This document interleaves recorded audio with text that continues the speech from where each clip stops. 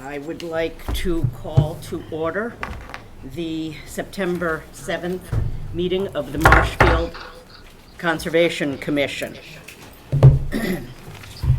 We have a particularly full agenda tonight, so we have 7 business items and 12 public hearings. So I'm going to do a quick run-through on our procedure. Applicants or their representatives will have 5 minutes uninterrupted to present their application.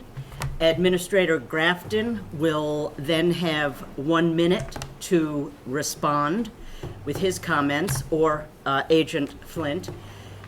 Commissioner comments will go for the next 10 minutes if necessary. Then we will have public comments, which are to be addressed to either the hearing officer or the chair. So, I move that we call this meeting to order. Do I have a second? Second. All in favor? Aye. Susan? Okay. Don't have minutes tonight. Sorry, I that's okay. bombed on those. We have enough. So, business item B1 is the de minimis activity roll. I think we will vote on these separately. First, we have 58 Summer Street, Millar Shed Installation. This is a shed to be installed on top of an existing gravel driveway. Excuse me, Craig, I'm going to recuse. Oh. I'm a neighbor. Okay, Okay, very good. Right. Notably, Bert O'Donnell is recusing. Thank you for taking that step, Mr. O'Donnell. Vice Chair O'Donnell is recusing. So a shed is to be installed on top of an existing gravel driveway on a property within Riverfront. Agent Flint made a site visit on August 12th and confirmed that the proposed location was over 50 feet from the creek and any associated bordering vegetative wetlands. As this was the case, the proposed work qualifies for the exemptions for conversion of lawn to accessory to residential structures in the buffer zone and in Riverfront. I move that we vote to ratify this as a de minimis activity for the shed installation at 58 Summer Street. Do I have a second? Second. Okay, that's Rick. All in favor? Aye. That's a 4-0. I'll go retrieve Commissioner O'Donnell now. Okay. Our second de minimis is 29 Ice House Lane for tree branch pruning. This request is to cut several dead and or rotting branches from 3 oak trees that could damage the house. The trees are in buffer zone to a salt marsh. I move that we vote to ratify this as a de minimis activity. May I have a second? Second. Susan, Karen, second. All in favor? Aye. Opposed? Hello? Okay. Third is 773 Summer Street, the Luchettis, a hazardous tree removal. There are 3 hazardous trees leaning over the house. One is less than 5 feet from the foundation. Mr. Luchetti currently has the roof covered as there are leaks that have been caused by falling branches. The trees lean over the house, they are divided, and all 3 are covered in vines. The Ames Brook runs through the backyard, and one of the trees appears to be within the 25-foot setback. I move that we vote to ratify this as a de minimis activity. May I have a second? Second. Okay, that was Rick or Joe? Joe. Ran. Joe. Gotcha. All in favor? Aye. Okay, next is 257 Oak Street, the Weymouths. They need to trench for an electrical line.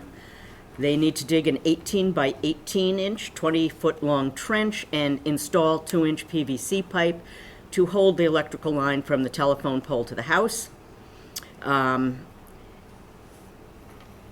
We would like to recommend that erosion control is installed in this instance. We do have special conditions: obtain all pertinent permits prior to starting and install erosion control to protect the wetland prior to digging the trench, and remove after the limit of work has been stabilized. I move that we vote this as a de minimis activity. May I have a second? Second? All in favor? Okay, that's Susan Karen, it's a 500. And now we are on 12 Edward Road. An after-the-fact addition in the buffer zone to an isolated vegetative wetland. We have a qualified wetland scientist's report with aerial photos depicting 2 isolated vegetated wetlands within the 25, 50, 75, or 100-foot setback. And the after-the-fact addition is within the 50-foot setback.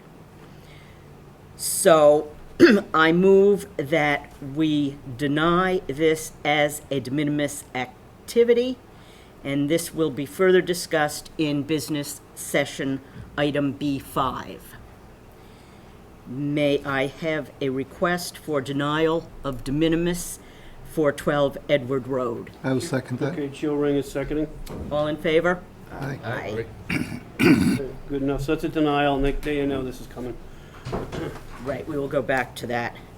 Now we have Green Harbor Marina, minimis change versus an amended OOC. Is Rick with us? Terry's here. Terry, are you going to? Terry, can I take that? Rick is in Duxbury. Okay. If you speak it, please make sure you speak it properly. Where's that echo? It's weird.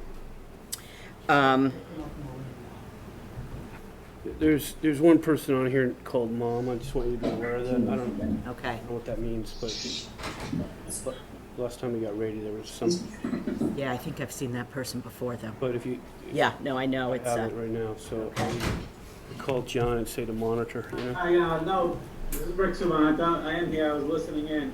okay. Hey, Rick. Very good. Where Terry is. I'm right here. Oh, Terry, I was in the room. I'm sorry. I thought.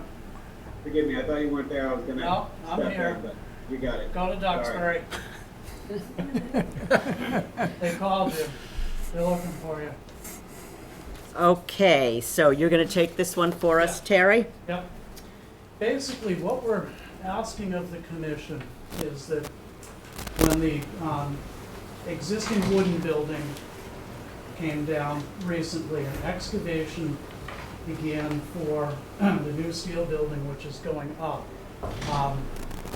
Underneath the pavement, underneath some of the concrete, and underneath the building, the original building, we encountered previous concrete caissons, pilings, and bits of foundation, which actually are shown with the large black dots that you see circling what was the footprint of the old building.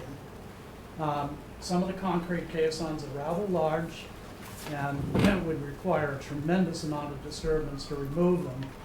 So what we opted to do was to shift the building kind of in a northeast direction. It would go 6 feet closer to the restaurant and 7 feet closer to the restaurant and 6 feet further back than the location that it's in was proposed. Along with that, we removed the stone trenches. Utilities are going to be snaked around those existing caissons. So what we're asking for is a dimensional change to simply push that building out of the footprint of those concrete caissons that we encountered. There has been some other back and forth about the building construction that's going on. That's still being worked out with Andrew. So all we're really asking of the commission is just the change in the physical location. The other stuff that's going on with Andrew relative to flood proofing, what sort of vents and flood construction needs to be accomplished is all being handled through the building department. And it's nothing that, obviously we would comply with whatever they ask us to do, and as-bills would be provided to you, but we want to be able to, assuming that that gets resolved, we simply want to be able to move that building over. to get out of the way of the concrete caissons that are there. This is gonna cause a heck of a lot of disturbance. It's not something that we would have anticipated running into because it was under the footprint of the existing building, and some of the original work down there actually goes back into the 1940s. So having dug the site out and excavated it, this is what we encountered, and it's basically a field change because of that. So that is the only thing, commissioners, that we are considering. Size of the building isn't changing. Effectively, whatever we would be on for a foundation, I know Andrew's talked about doing, dry foundation, et cetera. It would be within the same footprint. That's not gonna change.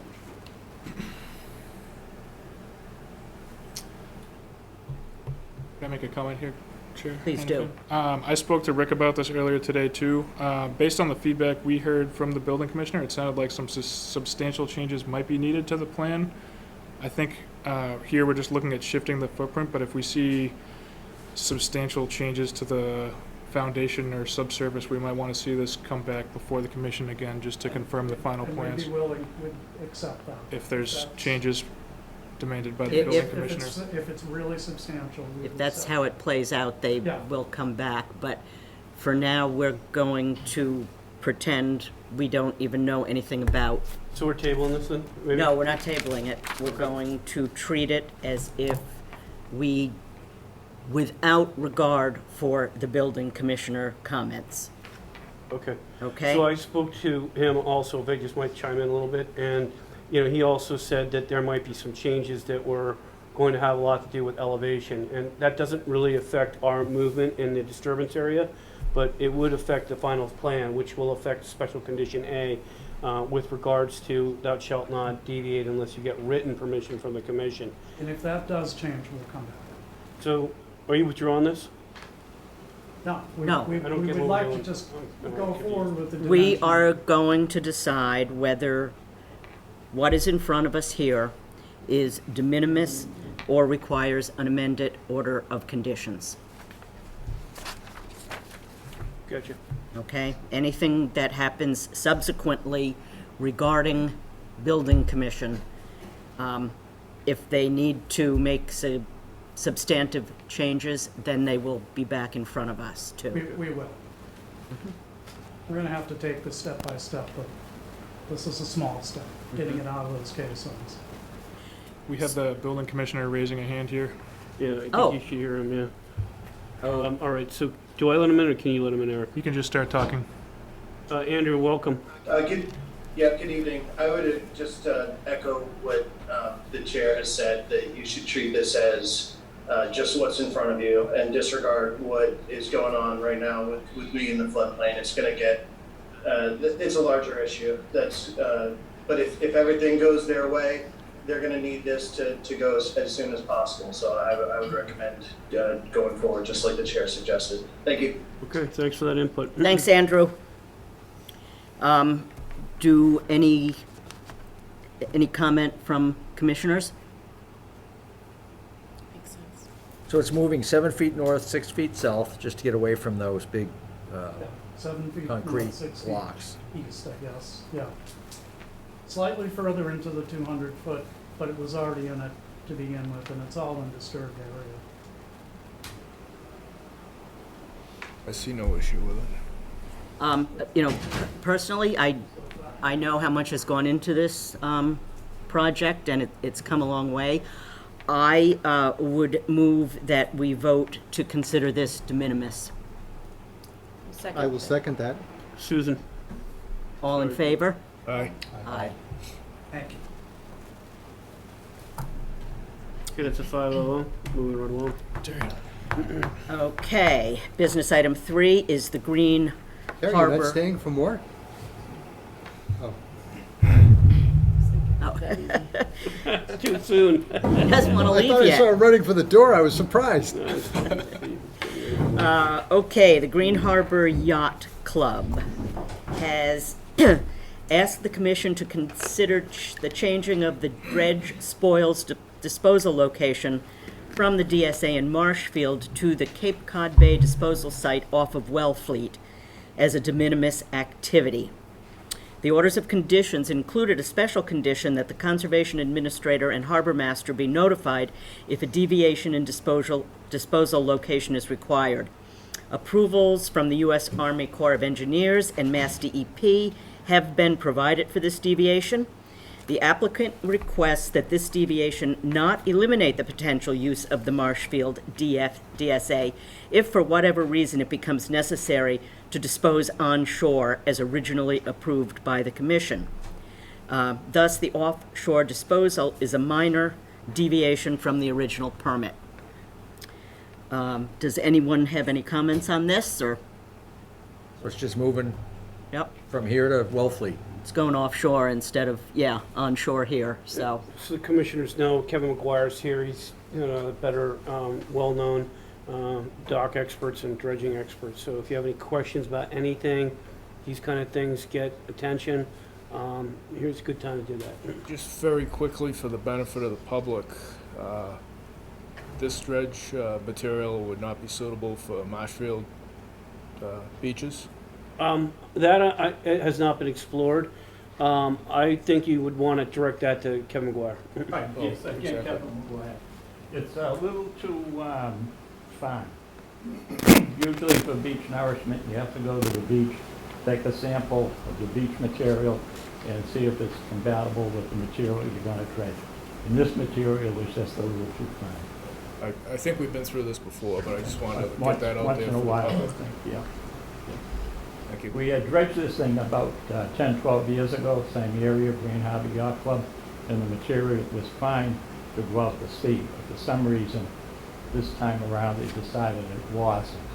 Then they changed their minds and said it was. So that's where we're at. Any other commissioners have comments or questions? It's just good to see Kevin out of retirement, that's all. No, not quite. These things never die. If I don't either, they keep on going. Extension is forever in perpetuity, right? Yeah. Can you just tell the commission about the qualifications and how it's suitable for the two locations, qualitatively speaking? Because we obviously have done this testing, et cetera, that's been done, so they understand that side of it. Yeah, when we originally applied, we asked the Corps, this whole thing starts with the Army Corps of Engineers. When you do the dredging, start the dredging, you ask them to set up a testing plan. And when you do, you ask them to either be able to dispose of the stuff out at the Cape Cod Bay disposal site, which is a few miles off of Wellfleet. And if it's not compatible with the material that is being presently dumped there, then we're looking for an alternative location, which would be an upland location. So they tested, our folks tested for both locations. And when it came back, they said, no, it's not quite as good as the material that is being disposed of now out there, so you have to look for an upland site.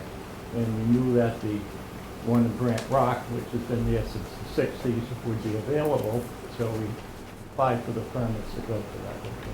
Right, and there, There's nothing to do with the material as far as it being a bad material or contaminated material. It's just that it didn't meet the criteria that the material that was being disposed of. So after they decided to leave it in Brant Rock, it was retested and No, decided? it wasn't. We just kept on fighting with it. Oh. And then thankfully, the town started to do their permitting. And we said, wait a minute, how come you're gonna let the town dispose of the material out of Cape Cod when it's right next door to our material? And they said, well, okay, you can go out there now.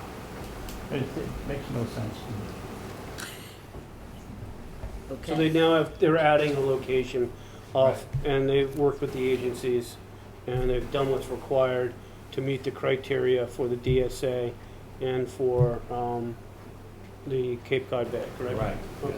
And if something happens, this isn't gonna happen this year, it'll be probably next fall and winter. If something does happen, another group gets in the Army Corps and says you can't bring the material out there, that's why you wanna leave this place. It's open. Right.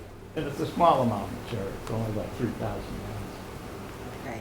So the Army Corps and Mass DEP have both agreed that taking it Right. up to Wellfleet is fine. Once the Army Corps said it was okay, we had to go back to all the other agencies, and they said, fine. Okay.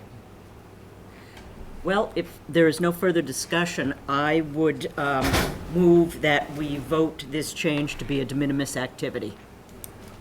May I have a second? Second. Okay, thank you. Thank you. All in favor? Unanimous, 5-0-0. Kevin. Hi, Kevin. See you later. Okay, item B4 is 167 planting fields. The applicant has proposed that the turtle protection fence be expanded to encircle a larger area. This is needed in order to move a large pile of stones which had previously been outside the limits of the protection fence. The revised plan dated July 14th, 2021 was submitted to Natural Heritage Endangered Species Protection for a MISA, Mass, help me, Bill? Environmental Mass, Species Act, okay, Mass Environmental Species Act review, endangered. and was approved, subject to the same time of year condition constraints previously issued.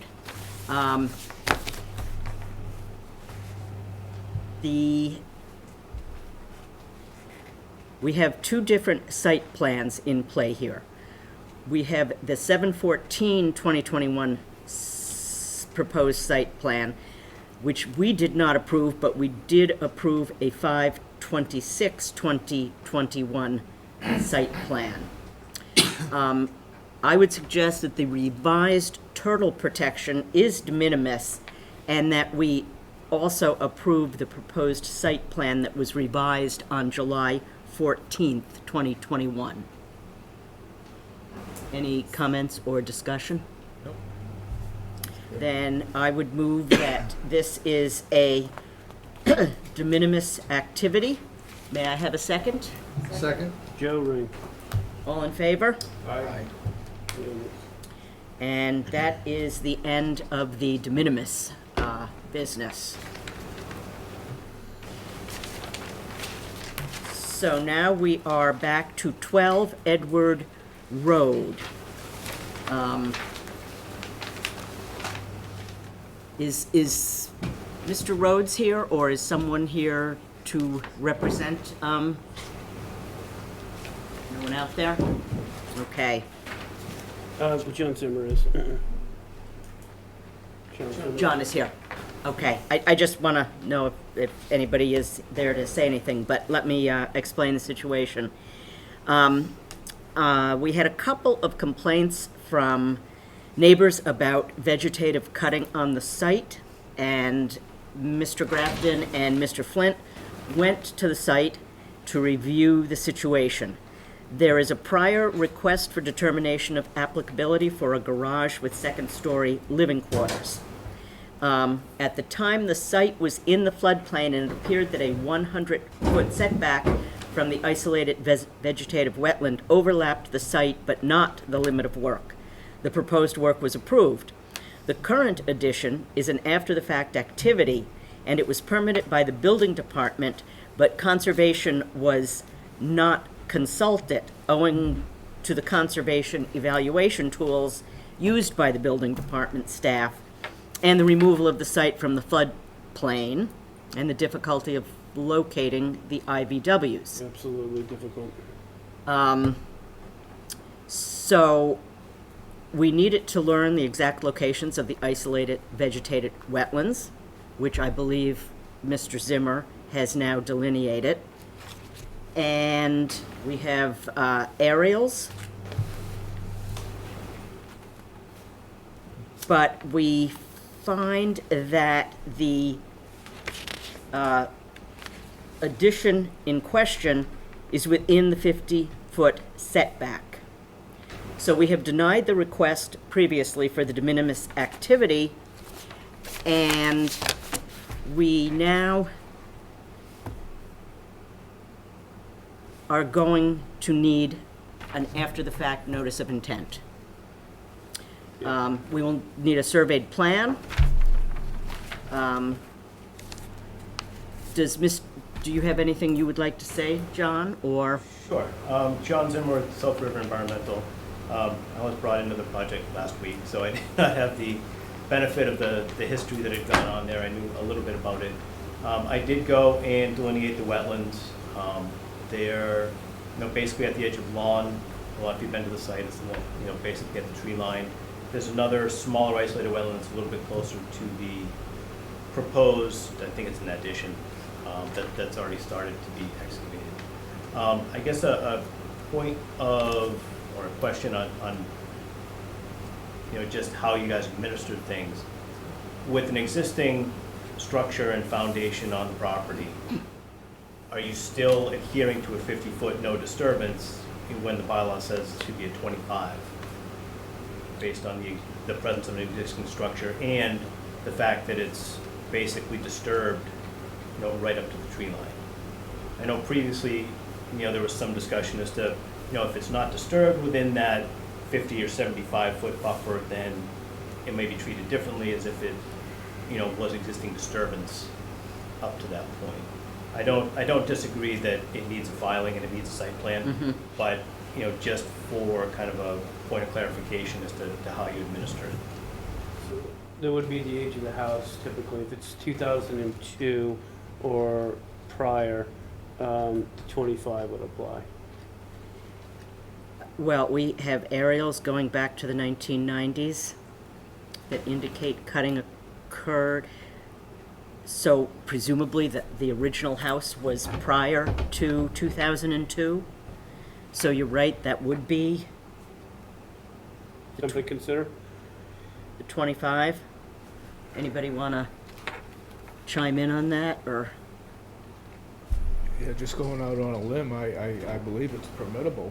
I think we just need Yeah. a That's permit. how we would decide if everything, all else being equal, if it was. Right, at the it would 20 be yeah, 25. absolutely. Yeah, So, yeah, I agree.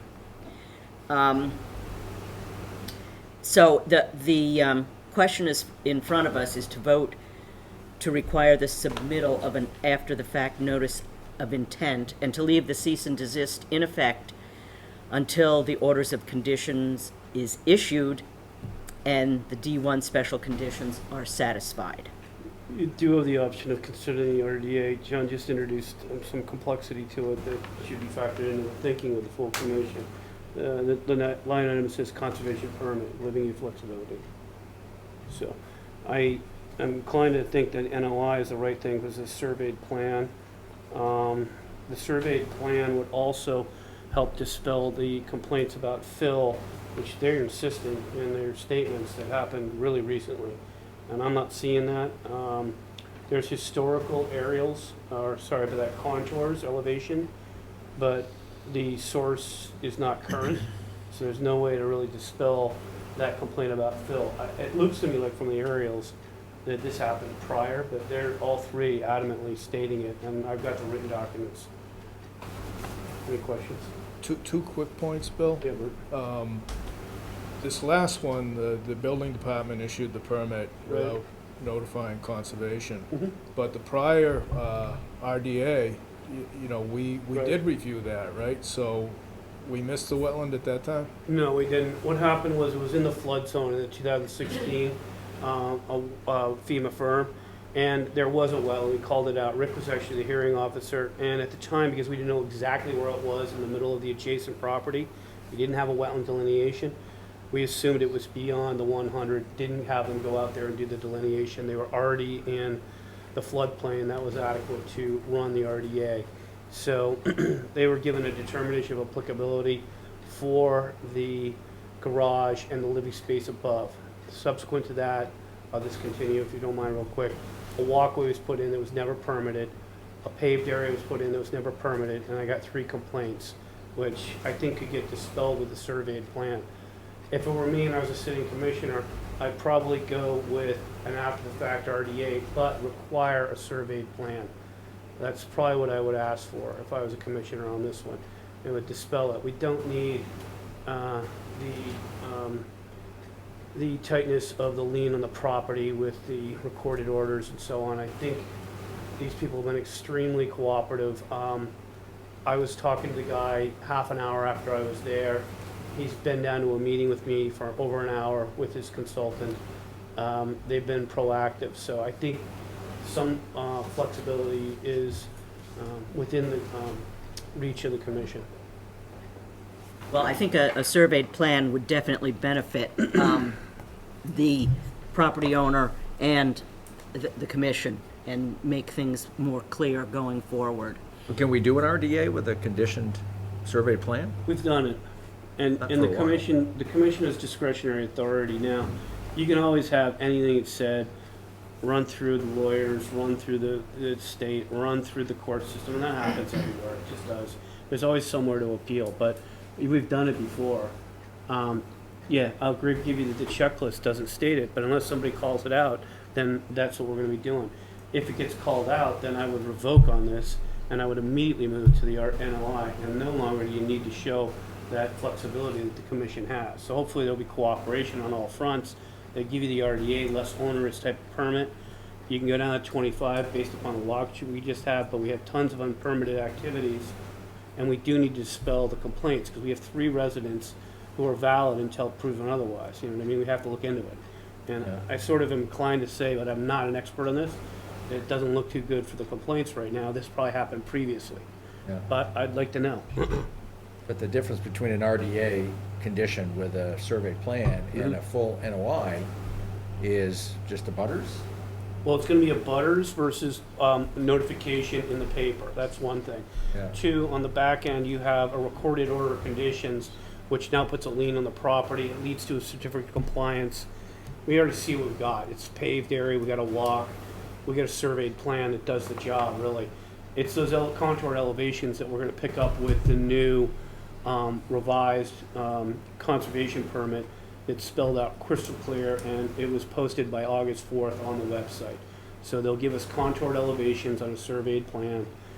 You'll get an impervious table on a surveyed plan. Well, if you require that, I think we should state that and require it, because somebody could come back and they could say, oh, you gave me an RDA, so I don't have to give you an impervious table. Oh, you know, I don't have to give you contoured lines. So we would say we would want a surveyed plan, or the commission would, with the guidance of the NOI requirements. That way you get the right plan you want. You don't have to go through all the other processes that are involved with the NOI. In addition to that, we've already got the wetland delineation, right? Correct, it just needs to get on a plan, and it's just they're moments away from getting that. An RDA is a simpler permit to file. We can still dispel and get into, you know, whether or not we have a cutting problem or we have an elevation problem. The contoured elevations will give that away. There's a 12, there's a 13, and a 14 on the property. I can see that. I've got snapshots already taken from the town floodplain map, but that is not terra firma until you get in the field, as we know. We just found this out. John gets in the field, we find 2 wetlands. You know, so it's, we need to be in the field on this and get true data. I think because of the contentiousness with the neighbors and so forth, I mean, if it was one neighbor, yeah, but 3 different people complaining about this, a surveyed plan will document where we are, and everybody will be able to get to see it, and unfortunately, the homeowner will have to shoulder the additional expense of some more engineering costs, which we don't like to do, but I I think could chip in on this too. It sounds like from the building department that they're gonna be requiring an as-built at some point anyway, so some surveying is gonna need to get done on this property either point. way, whether we require it it's a or great not. point. So they'll have to pay for it up front, essentially. Right, and then they'll backbone it off, they'll change it from site plan to as-built and done, you know, whatever the building department requires, so. So then the question is RDA or NOI? It seeems to With a me surveyed that, plan, be- for sure. with a surveyed plan, because we are going to request everything we would typically need for an NOI, maybe it would just be cleaner to file an NOI? I have a question. The additional unpermitted structures, walkways, nothing is, we're just talking buffer zone, nothing is beyond the 25 or anything to be concerned about in my decision-making for NOI versus Yeah, so, if the. what you can tell. Yeah, from what I can tell, if the fill is inside the 25, then we got a different thing. Fill is forever. That's enforceable at $300 a day. We don't want that. The cutting might be inside the 25, because what it looks like is John's got some. his hand up, he may be able to tell you that. Okay. Yeah, there is recent work within the 25, there's a parking. But we're still buffer zone, there's A no. little, right, it's still buffer zone, but it's parking strip, and I think within the past 2 years, it looks like it's been paved and part of that is for sure within the 25. And, you know, it's not a huge, the site plan is the biggest expense for this. Considering the fact that there are 3 abutters, I would like to make sure that they get notice if they are within 100 feet of the property, so that they'll have the opportunity, because the last thing that I would want is to go through an RDA, have it appealed for some reason, and then we're right back to an NOI, you know, and, you know. Yeah, I'm concerned about the complainants Exactly. also. In this situation. It's a good, valid point. Yeah. He's trying to exercise all the options for the commission Spend so that they twice as can make much, a just- decision. Yeah. Both waste time. I personally feel the NOI Makes sense. Well, after hearing from the consultant, is, if yeah, that's the gonna way be he a better wants way to go here. Yeah, I think the owner's gonna be willing to do whatever, because right now it's project stop. So Right. whatever the avenue is to get them moving. So we want to get moving as fast as possible. Right. So that's the safest, most conservative thing to do would be the NOI. Yes, yeah. You flipped me. Thank you. That's full. I then move that we vote to require the submittal of an after-the-fact NOI and to leave the cease and desist order in effect until the orders of conditions is issued. Second. Second. You can have it. All in favor? Aye. Aye. Morning, Susan. All right, Joe, you're very gracious. Okay, 500. All right, that was good debate, thank you. John, thanks a million. One thing on that, before we move right I along. want to try to, Yeah, the Go one ahead. thing I want to say is this, is that in order to make a due date, I did talk to the contractor today. I said, your due date's today, set at 12 noon, 7 o'clock for the 21st. He goes, I can't make that. I go, all right, well then, the discussion should be there from the commission, and I don't know if there's a request or not. This will end up being submitted on the 21st then, and they won't be on until October, it looks like October 5. And then they would have to do a building permit again, you know, go through all of that, and then they would have to get a pre-con meeting with me, so you're looking at October 6th, unless they have a little flexibility from the commission. I'm only asking because I was sort of, I could see they were in the bind there, you know? so they missed today's deadline. The next hard deadline would be Thursday morning, correct? To, Well, no, the commission could allow 24, 36 hours, whatever you want to or it do. has to get in the paper. Well, we can make the paper by Thursday, excuse me. There are no holidays interfering, so we're okay for Thursday at about 12 noon or thereabouts. So that's what I'm saying, that would be the, Yeah, you gotta submit before that. They would So have that to we submit nothing before we have Thursday, nothing to 12 build a noon. legal ad on, yeah. would the commissioners be willing to give them some slack and see if they can make the filing by Thursday at noon? So they get on to the 21st. September 21st? I would be, based on the Sure. confusion with the building permit and everything. Yes. Okay, so I move, we allow, I'm sorry? He has his hand up.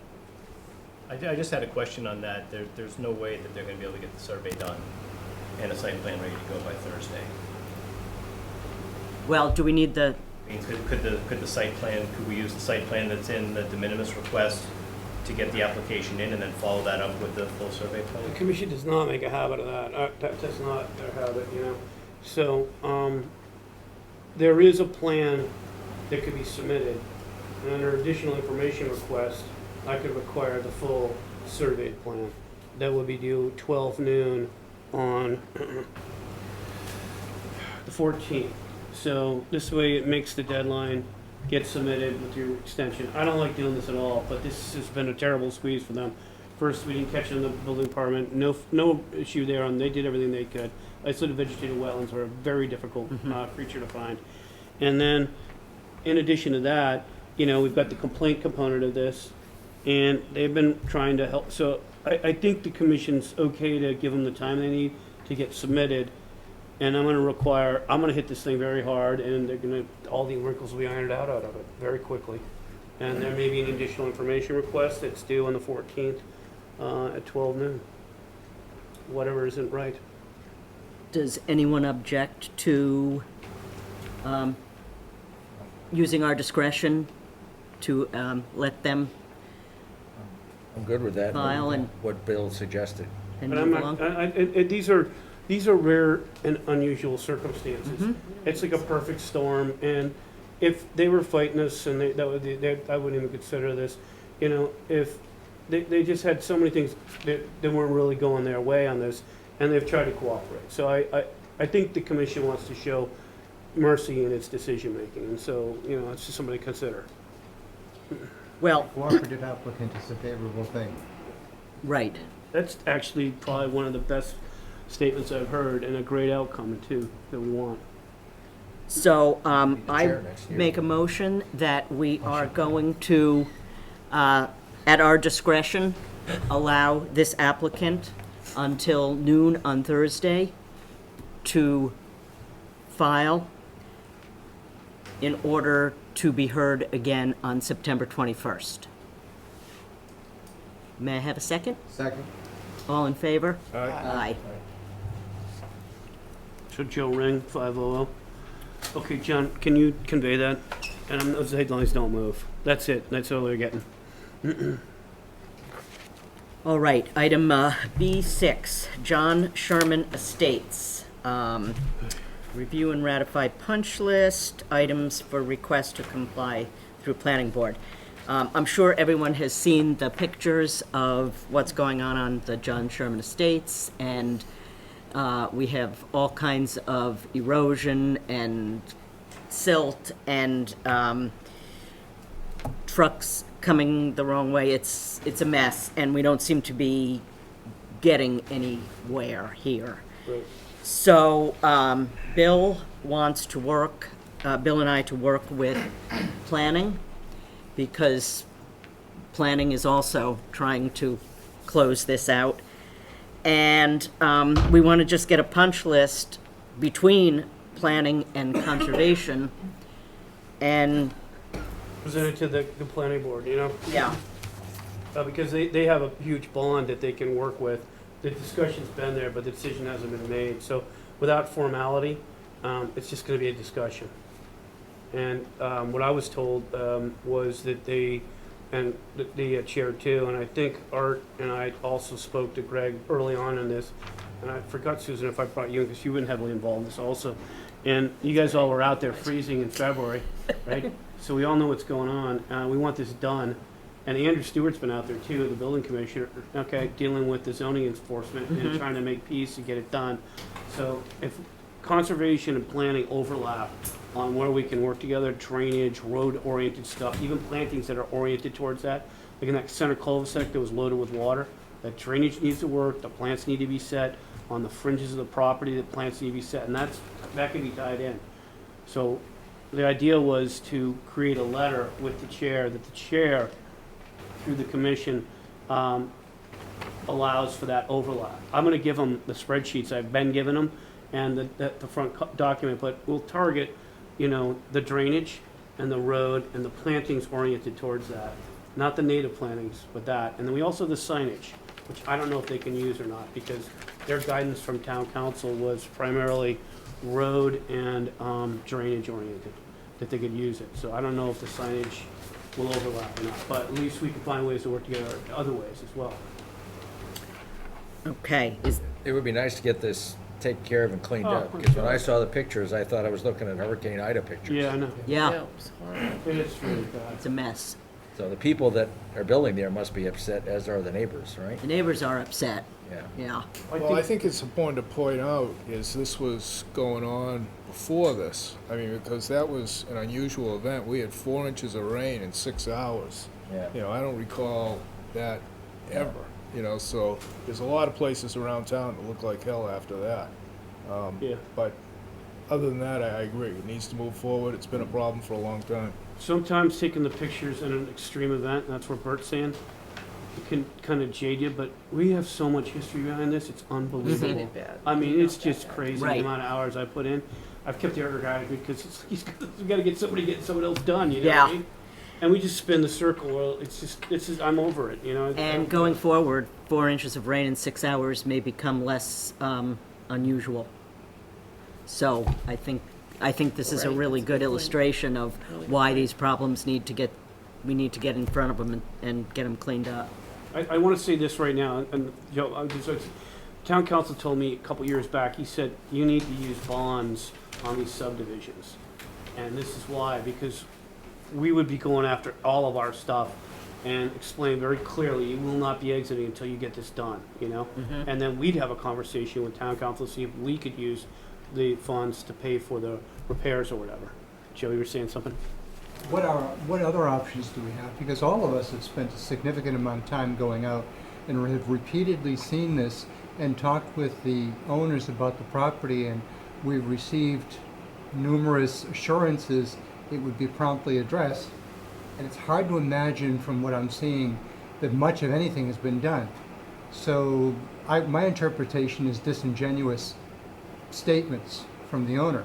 Now, there may be some things that were done, but at this point, they're not doing anything. What can we do to address this, and what other options might we have? So I told somebody a while back that, you know, you had to force me to enforce, and I hate doing it, but we're at a point where if we can't work with the planning board, the commission needs to seriously, I'm gonna come right back the next time if it doesn't work out, and I'm gonna say, now it's time to enforce, we'll start issuing citations, because I can do that through the commission's direction, and we can start to work on that. And I don't wanna do that, I just want the work done. I talked to Greg Gibbs about this years ago, and he's been doing the work. He has an issue, Greg Guillemot goes down there, he responds down at Adelaide. Okay, it's different, you know what I mean? Actually, you know, he's building the homes, that's why it's a little different. Yeah, I'm afraid, our leverage is not great. I believe the building commissioner has also suggested starting to fine people. Yeah. Maybe that will get their attention. Yeah, I just want to say that now because this has been too much time invested in this, and what's going to end up happening is if the property owner leaves and does not get a certificate of compliance in this property, it's like 13 homeowners which will have double liens, I believe, on their properties. Some of them will have triple because they were also town bylaw filings as well.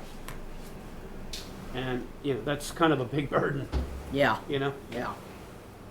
Well, I think we should vote and move on. Yep. So I move that we vote to direct Administrator Grafton to prepare and submit to the planning board and the commission's request to coordinate completion of SE 42-2217 orders of conditions and amended orders of special conditions that match the planning requirements for Chair Hannafin's review, finalization, and signature. May I have a second? Second. All in favor? Aye. Aye. Aye. Okay, 500, that's a Joe on that one. Sorry, Susan, I caught his movement there first. All right, this one. Yeah, I'm thinking about it, because it's, yeah. So, we have one more business item. Can we finish that, and then we will move into the hearings? A group of us met, Bill, Eric, myself, Liz, Joe and and Joe, Art. and Arthur. How come I didn't get invited? You were busy on your boat or something. You were probably on vacation. You find a way out. And we were going over our fee schedules, and we noticed that under certificates of compliance, if you apply within 5 years, it's $125, and if you apply beyond 5 years, it is $250. We are suggesting that for subdivisions, you are charged $1,250 if you submit them within 5 years of the date of the issuance of orders, and $2,500 if submitted beyond the 5 years. We're spending a lot of time and effort chasing down some of these open orders, and I think we decided that that would be a fair way to address that. Some of you have been out to Holly Road, and I walked around and shown you the wetland delineation to catch up on that one. There's an example. In the front end of this, I spent a lot of time on Adelaide with the town planner. I remember spreading out the plans and looking at all the details. It's a lot. Susan, Karen, and I met with Art, and we went it through the plans for John Sherman Estates. The entire commission's been out in 2 freezing days on 2 subdivisions to check out the conditions to bring it into conformance. You know, it's just not commensurate, and I think they think it's trivial, and that's because the price, it's not priced properly for the fee. And this will often bring to the attention the homeowner association, because they don't want to do this, so they'll get the developer to deal with it and hold them to it. Okay, that's, we are suggesting that change, item 1B. Item 2 is to normalize the town bylaw Category 5 activity minimum and maximum fees. Our fees are, this is for docks, minimum of 50, a maximum of 1,000. The Mass DEP has a minimum of 100 and a maximum of 2,000. So in the interests of consistency, we are suggesting that we match Mass DEP's fee schedule. If you think about it 2 ways, one, Situate is doing it already at 2,000, but by not setting a limit, they're saying the sky's the limit. So we're being nice by putting a $2,000 limit in there and having a cap. So unless someone objects or wants to discuss, I move that we vote to approve the introduction of town wetland fees to the Marshfield Wetland Fee Schedule for subdivisions from 1 to 5 years after issuance of the OOC, amended OOC, or extended OOC, totaling $1,250, and subdivisions beyond 5 years after the issuance of the OOC, amended OOC, or extended OOC, totaling $2,500, and revising the text language for COCs to reflect the request for certificate of compliance. May I have a second? Just a quick clarification. On the docks, that's based on length, right? Yeah, everything's on length there, So but it's- That's all I need. Okay. So We're gonna do them Here separately. is gonna long be- docks that we're seeing now. Will be a long check. Yeah. Right now, we're just doing the filing fees. I'm gonna make another motion on the dock one. So, you need a second. may I have a second on? Susan Carey. Okay. All in favor? Aye. Okay, Great. I'm a deny. I'm a no. You are? Okay. Yep. okay. I Should move, be less expensive than Situate. No, that's not the dock we just voted on. We just voted on the subdivision. Do you want to, Subdivisions and docks. you want to deny on that? You're a Yep. thorough one. Okay. okay. Got it. I move that we vote to approve or table the increase of the town wetland filing fee for dock fees to a minimum of $100 and a maximum of $2,000 to match Mass DEP and Situate. Do I have a second? Second. Okay, that was Joe in the second. All in favor?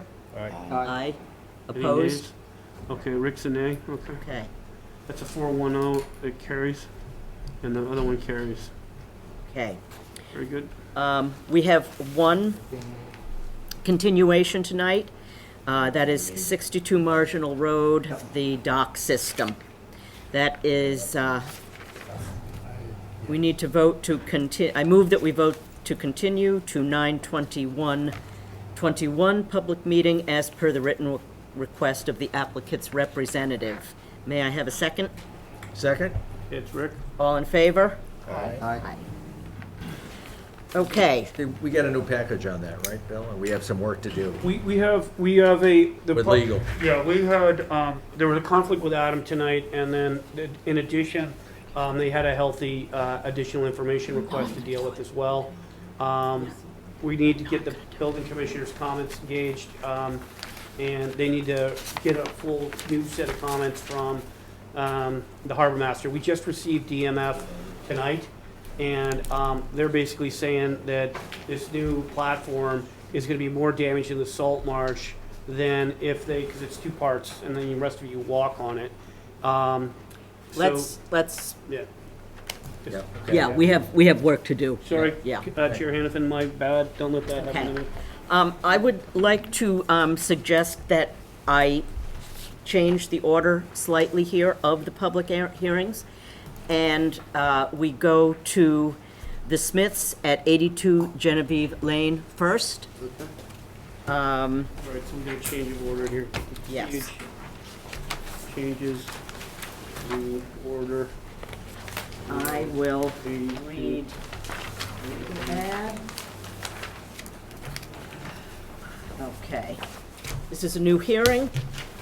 In compliance with the regulations of Massachusetts General Laws, Chapter 131, Section 40, the Wetlands Protection Act, and Code of the Town of Marshfield, Chapter 294, Wetlands Protection, a public hearing will be held by the Marshfield Conservation Commission on Tuesday, September 7th, 2021, at 6:30 to consider the request for determination of applicability filed by Stephen Smith, to determine whether the work depicted on the plan is subject to the Wetlands Protection Act. And the hearing officer is Commissioner Karen. Eric, can you confirm that taxes, fees, that we're all set administratively? Yes, those are confirmed. Great. So this is an RDA for a two-car attached garage associated with a single-family house and the addition of a crushed stone driveway.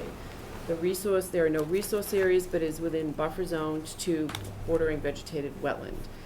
The new structure will be located about 40.1 feet away from the wetland. It's approximately 68 feet at the closest to the wetland flag number 1. Mr. Smith, would you like to state anything about your application? Well, I'm just putting this addition onto my house so that I can stay in my house. Right, exactly. And it is no further back than my house is, and you know, I don't mean to hurt the wetlands or anything, but it's something I would like to try to get done, and so I could stay in the house. I don't know what else I can say. That's it. Eric, would you like to make commissioner comments? Sure. Agent comments, I'm sorry. Yeah, so I mean, we're looking at a proposed garage that's 40 feet from the wetlands. If we were 10 feet further back, we would potentially have an exemption here. But speaking with the homeowners, the understanding was that this garage had to be positioned this way in order to get the adequate doorway from the bedroom as entry into the garage. There's an existing shed closer to the wetland than the proposed location for the garage.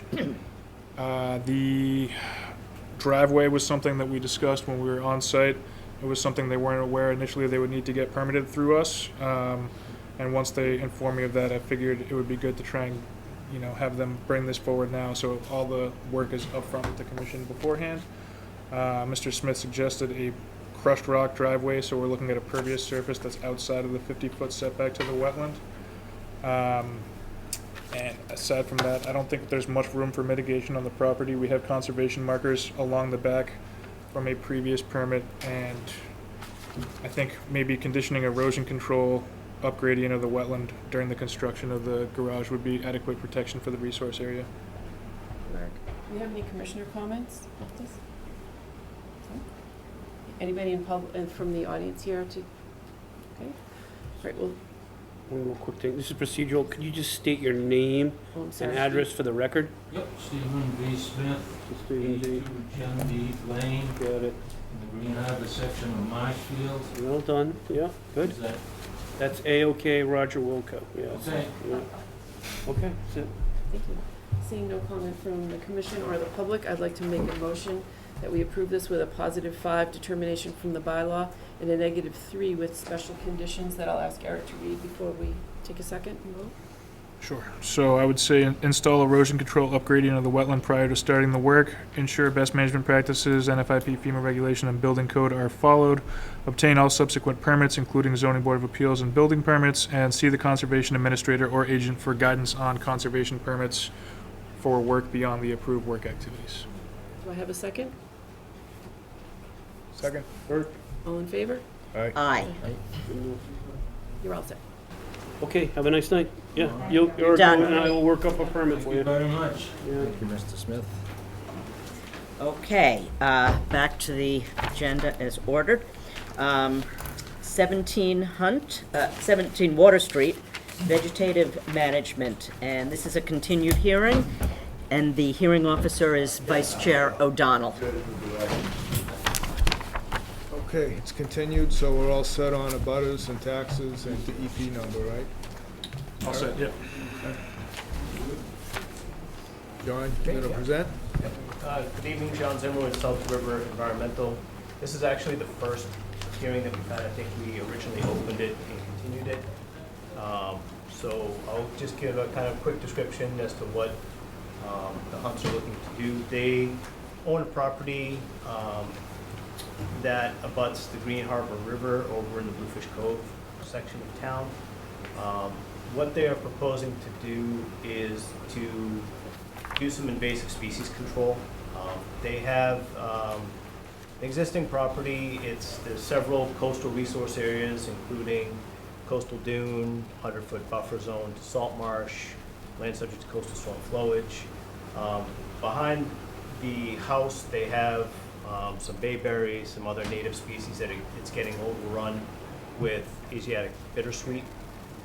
So what they would like to do is get permission from the commission to do a combination of physical removal of the bittersweet and limited herbicide applications. Direction from DEP indicated that since we're in a coastal resource, we should file a notice of intent so that we can get conditions attached to it that can then, kind of be used in perpetuity for future activities. So they would not do any broadcast herbicide applications. It would be done by a licensed applicator. We could coordinate with the commission, 24 or 48 hours or however long the commission would like before the application. All of the material that is physically removed would be taken off site to a dump or another disposal facility, not put within an area subject to jurisdiction. You can see the property there, the rough limits in yellow. The majority of the vegetation is to the rear and to the side of the residence. Basically the Hunts are just looking to improve their property and allow the native vegetation that's there to thrive, where right now it's really starting to get choked out by the bittersweet. Thank you. Eric, have you got comments? Yeah, I think this is a pretty straightforward one. I had gone back to look at this back in June when we had the initial RDA filing and did note that there was a large overgrowth of invasive vines on the property. At the time, I actually spoke with Mrs. Hunt, who did indicate a desire to have an ongoing permit, so I think it's good that we ended up with the NOI to have these types of ongoing conditions that we can put in place. For special conditions, maybe I would just recommend basically things that John highlighted in his plan, that there be direct application and no spraying, that the conservation department get notified within 48 hours of starting. Also include the option to do native plantings to replace the invasive vegetation that was on this property. And do I remember correctly, we're gonna waive the requirement for a site plan? Yes, I think this was actually the example used when we brought up the idea to exempt site plans, because this is something where we don't really gain anything, in my view, to get a surveyed site plan for something like this. I think overall, removal of invasives is a net benefit for the resource area, so. So I'd like to further state that John was a catalyst for this, because we talked about this site and we were all on the same page, and we were looking at the then conservation permit, and we didn't have the words unless exempted. So John brought up this topic, which led to more conversations with Eric, and then Eric introduced the unless exempted concept on the permit, which I completely supported something like this. We just need to use it judiciously. It's not for every project, but it totally works on this one. Are there different levels of licensing for the There are different licenses for different types of herbicides or chemicals. What they'd probably be using here is glyphosate, or kind of a stronger type of Roundup. That seems to work pretty well, but it needs to be done over successive seasons, because this stuff comes back like that really quickly. I'm all set. Other commissioners, comments? I just hope it works. Yeah. I'd like to hear the follow-up so we can. Yeah. John, can we still use glyphosate, Roundup? I thought that we couldn't use that anymore. I believe, No, you can still use it. It's still on the used? market. Yeah, Mm-hmm. I know it's still commercially available. yeah, okay. Comments from the public? Nice there was a chemical that we wouldn't have to use glyphosate, but Yeah. there it is. The stuff works. It does work. If it's green, it's dead. Goats. Not goats. Did he finish? Goats are good. They eat, like briar, and they'll eat poison ivy and all kinds Goats of were stuff. in my neighborhood They eat Christmas over the trees, too. weekend. Yeah. Oh, really? Anyway, You They sorry. moved them All to right. Thanks. Anything, I'd like to come make a on. motion. Okay. We digress. Doing it. to Fire goats. close the hearing and issue special conditions. Did I get a second? Second. Susan, second? Yeah. All in favor? Aye. Unanimous? Put the Thank you, goats John. in the special conditions. That's what I You want the goats in there? All right. They wouldn't know doing the beach. They go swimming. All righty. Do you want to read the special conditions, Bill, or Oh, no, I'm going to let Eric read those. let Eric do them? Oh, okay, sorry, Eric. No worries. We have D1 before the proposed work. Register both sets of orders with the Plymouth County Registry of Deeds. Provide evidence of the Mass DEP sign. Follow all pertinent Marshfield bylaws such as 217 seawalls, 305 inland wetland district. Obtain all subsequent permits, local, state, and federal, such as Marshfield Building Department, Zoning Board of Appeals, any other pertinent permits. Applicant shall observe 310 CMR requirements that no work shall commence until all applicable administrative appeal periods have elapsed. Coordinate the pre-con site meeting with the conservation administrator or agent. And then we have during the proposed work, ensure best practices are followed. Herbicide application shall be performed by a licensed applicator. Name and license information of the herbicide applicator is to be provided to the conservation administrator or agent at a minimum 48 hours prior to each application. Herbicide shall be applied to cut stems using direct application or hand swab. Broadcast and spraying of herbicides is not permitted. Native plantings such as beach grass, beach rose, northern bayberry may be planted to replace invasive vegetation. And then D3, proposed post-proposed work and ongoing conditions, we have control of invasive plants by physical removal and direct herbicide application, basically the same as before, as an ongoing condition. And following the first herbicide application, the applicant shall request a complete order of conditions with ongoing conditions listed previously in D3. Thank you.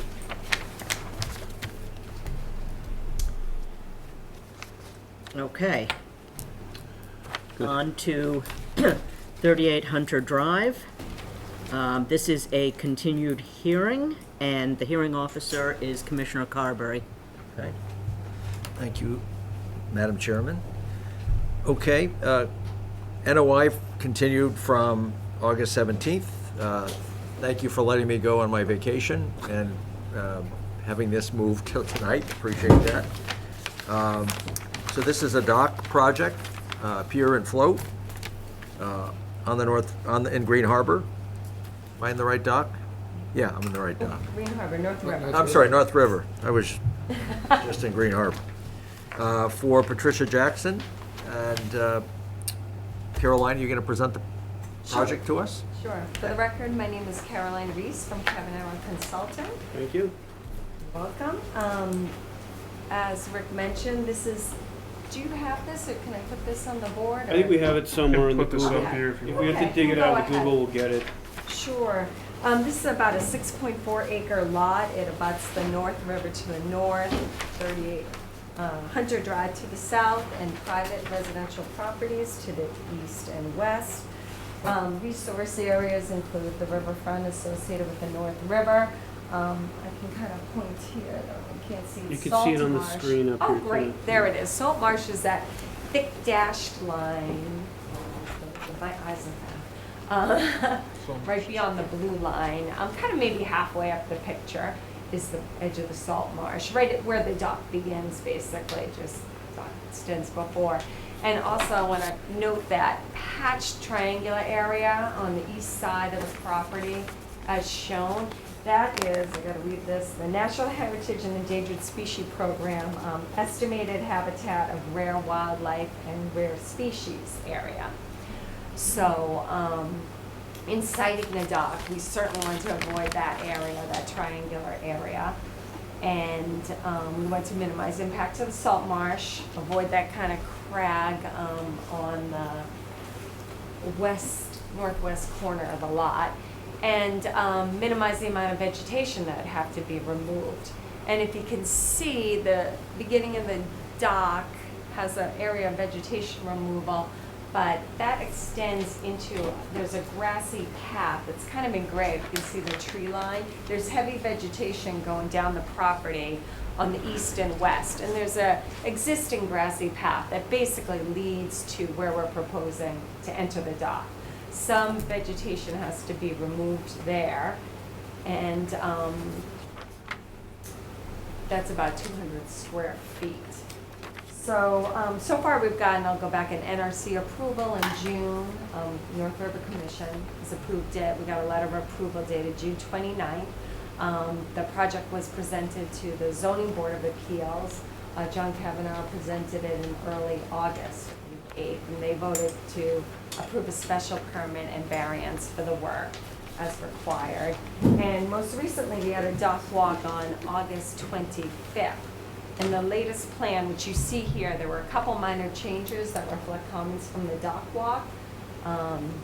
And one was from Harbor Master Mateo. We actually reduced the length of the pier from 177 feet to 172. He wanted to bring the float closer landward because we have adequate depth below the float. It's several feet, I think, at low tide. It's very, very deep. And then we also proposed an area for mitigation plantings. Those little yellow patches you see, that's kind of a 1-to-1 ratio with what we propose to remove. That's probably conservative estimate on removal, but an 8-foot section to access the front of the dock. And that's about it with that. I don't know. Any questions? Okay. Sound about right? Yeah. Yep, good, thank you, Caroline. Sure.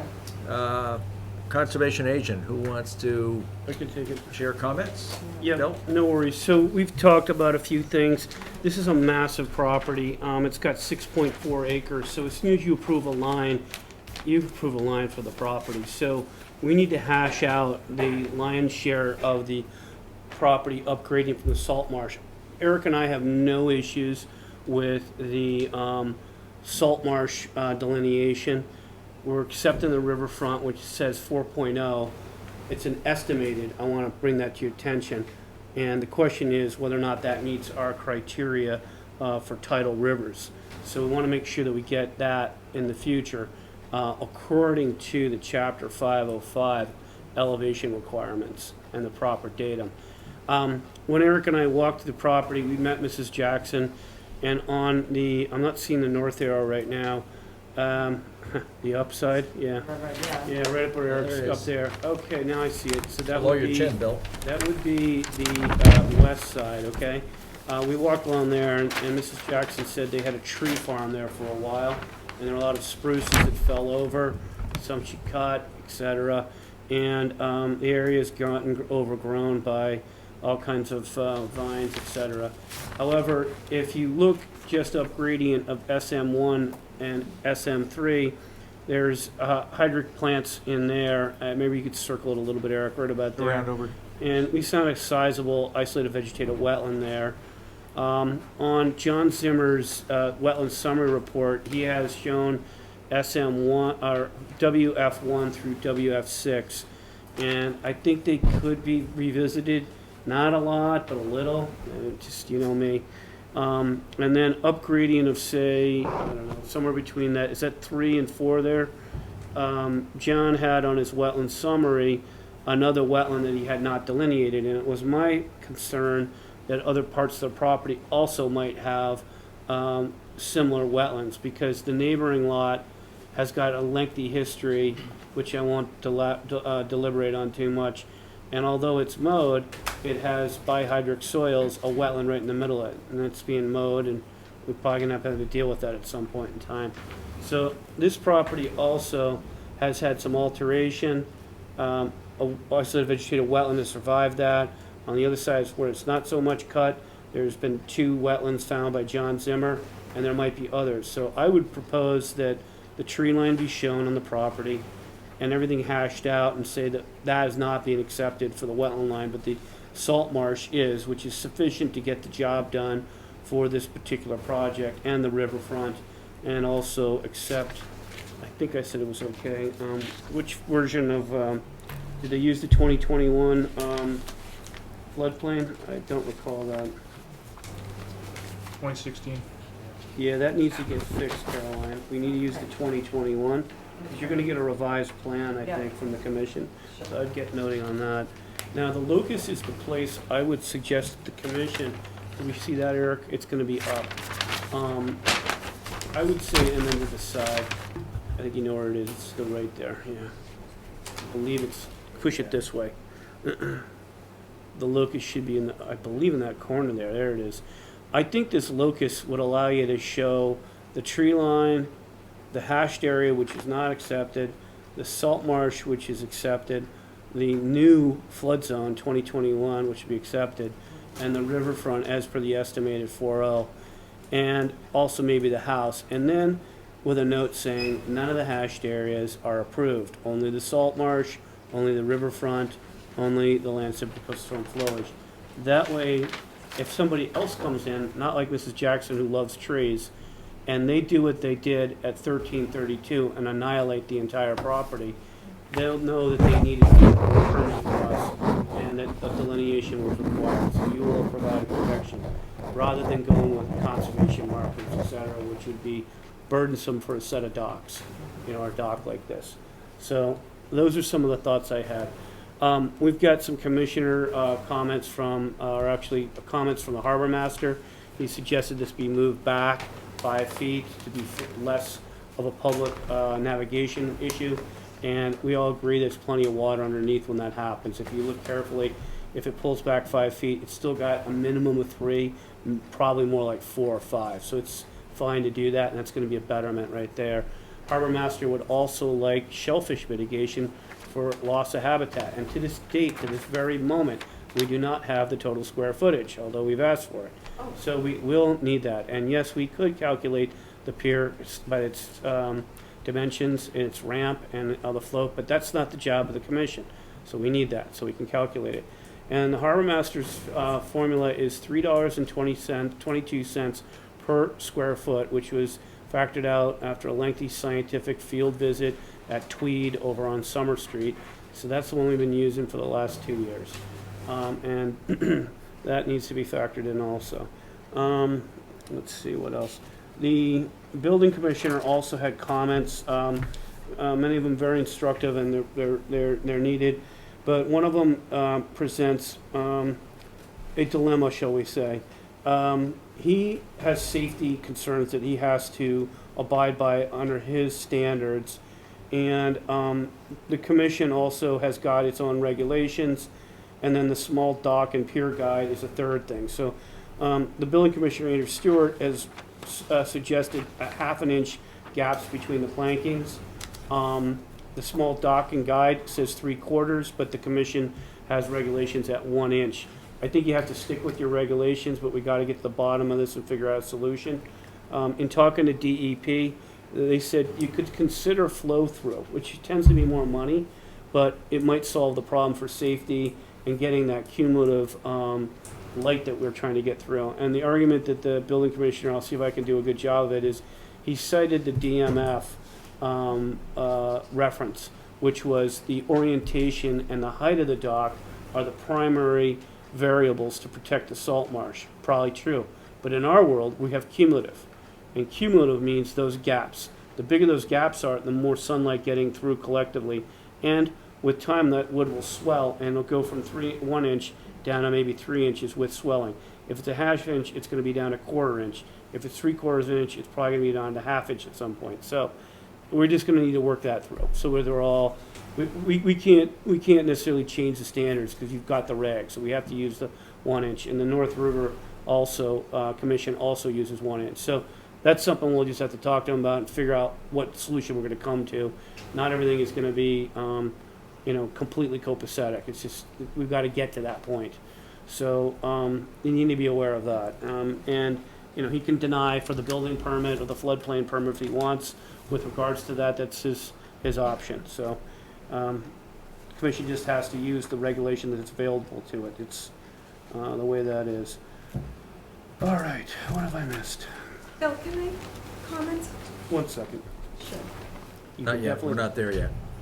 I just need a moment to think, because I don't really have this one totally nailed down. I've got the rest of it. You want me to take the baton. Yeah, definitely. Okay. Sorry, Caroline, we'll take you No, next. that's fine. I guess starting the commissioner discussion part, I guess I'll lead off for information for the rest of the commissioners, chair and vice chair. So the new plan has moved the float in 5 feet. There's plenty of water there. I actually went over that spot in a boat over the weekend, the beautiful weather we had, and there's plenty of water there. One contentious issue that we'll have to debate are the 3 different standards for the spacing on the decking on the pier.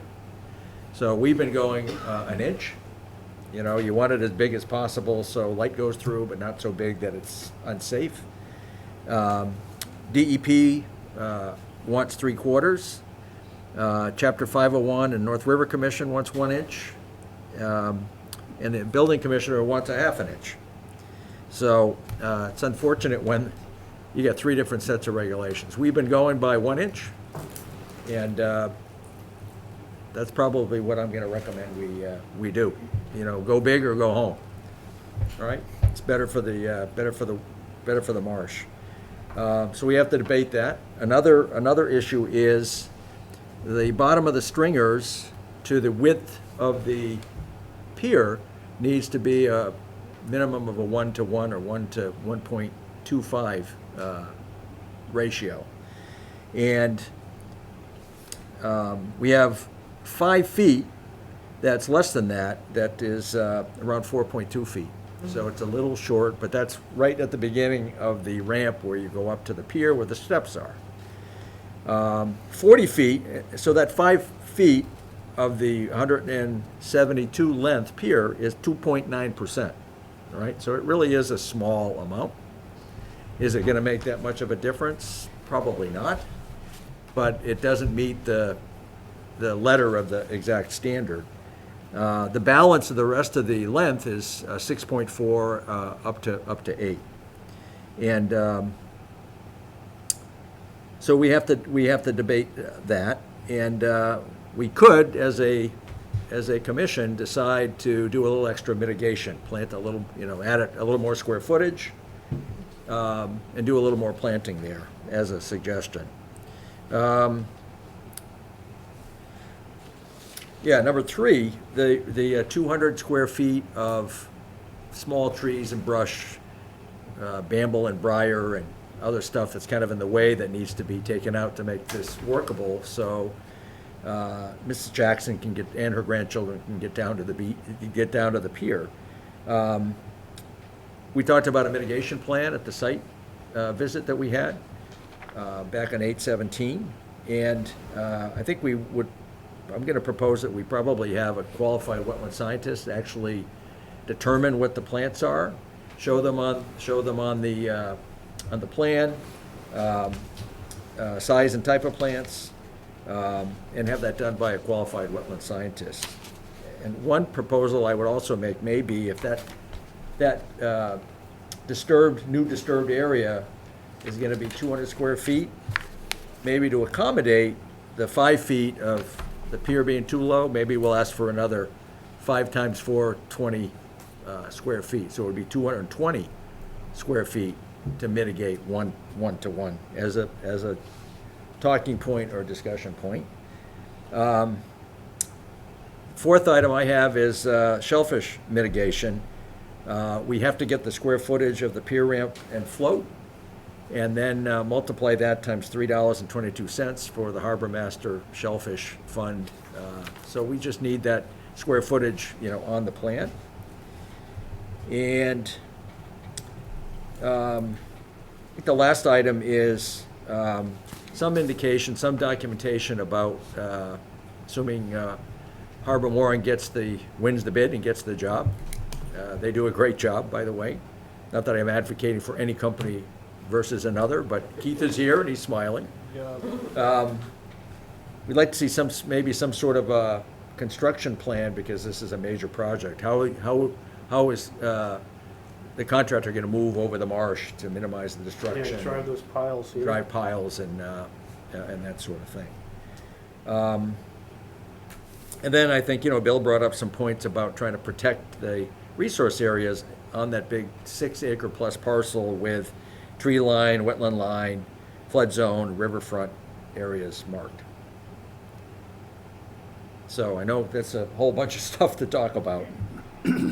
But what I've tried to do is think about the issues that we would have as a commission and what the suggested ways to resolve these things may be. Great. So, Carolyn wanted to. comments, questions from other commissioners? With respect to the spacing of, I would believe we should stick with our 1 inch as is in our regs.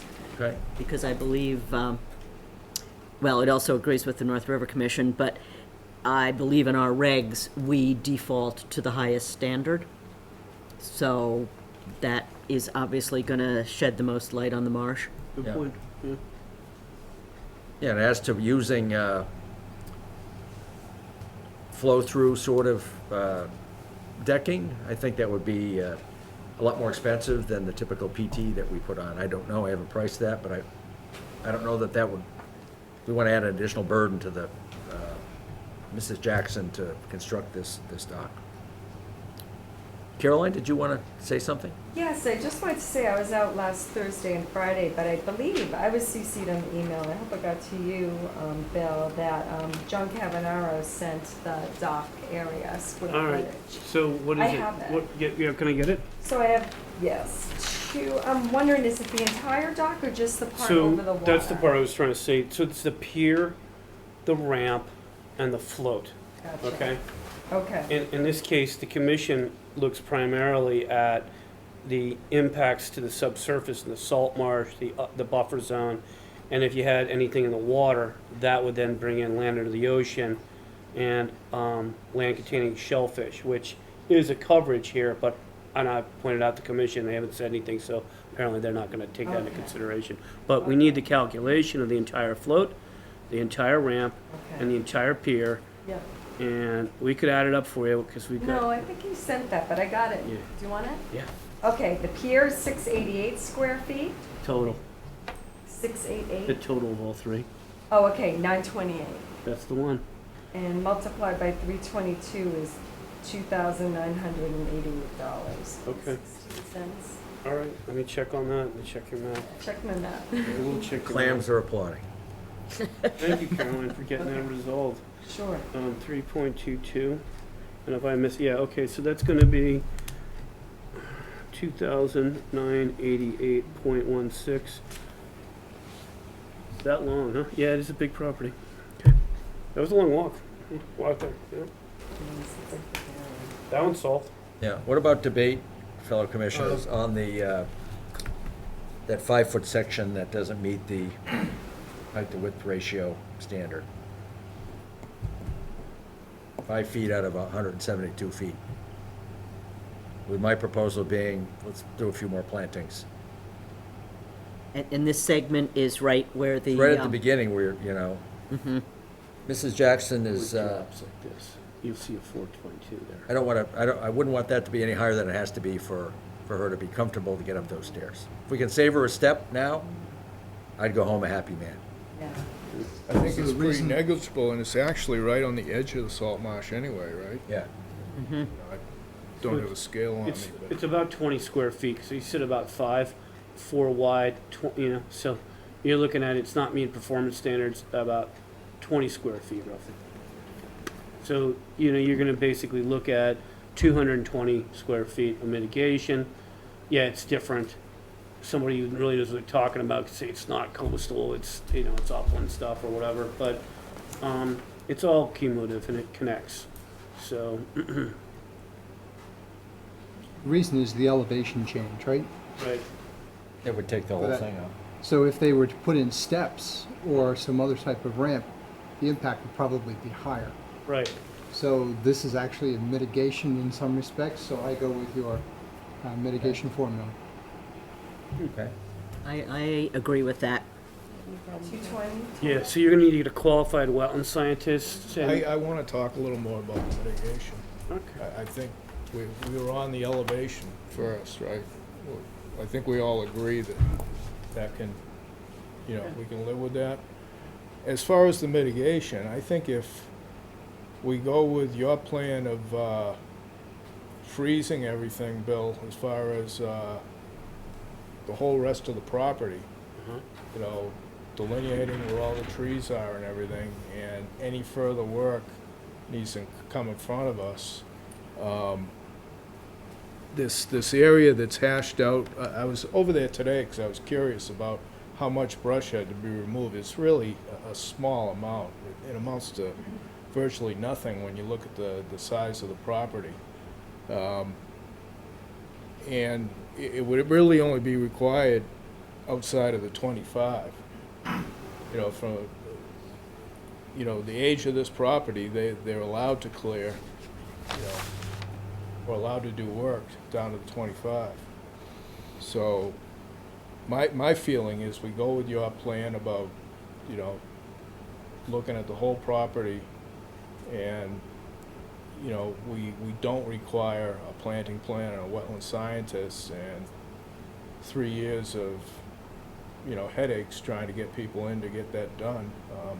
I just don't think it's necessary. Okay. Duly noted. Other commissioners? I mean, this is a big property. It's seriously covered in foliage and plants and trees. And from a practical standpoint from the commission, how many of these, you know, 200-foot areas do we want to be monitoring for years? I mean, 200 square foot. Well, areas. my only 220 square foot. comment to you there is, they're gonna say, oh, the 200 here, you know, you didn't use, you clearly knew that they were clearing it, and it was deliberate in order to get the project. So somebody else somewhere else will say, I want that too. I mean, when people do, you know, major cutting and we have a serious issue, yeah, then I think we need serious mitigation. I did not walk all the way down here, but, you know, they're cutting a small path to the dock. And going through the whole wetland scientist and monitoring for these little areas, I could let that go on this one. Yeah, I guess half of that area is outside of the 50, right? Is that your point too, Bert? 25. At the 25, sorry. Yeah. Yeah. So to all these good points, then what happens to Rick's really good idea about the 20 square feet getting blended in with this mitigation plan for the higher priority salt marsh, which is gonna, you know, not have the standard met? What do you do then?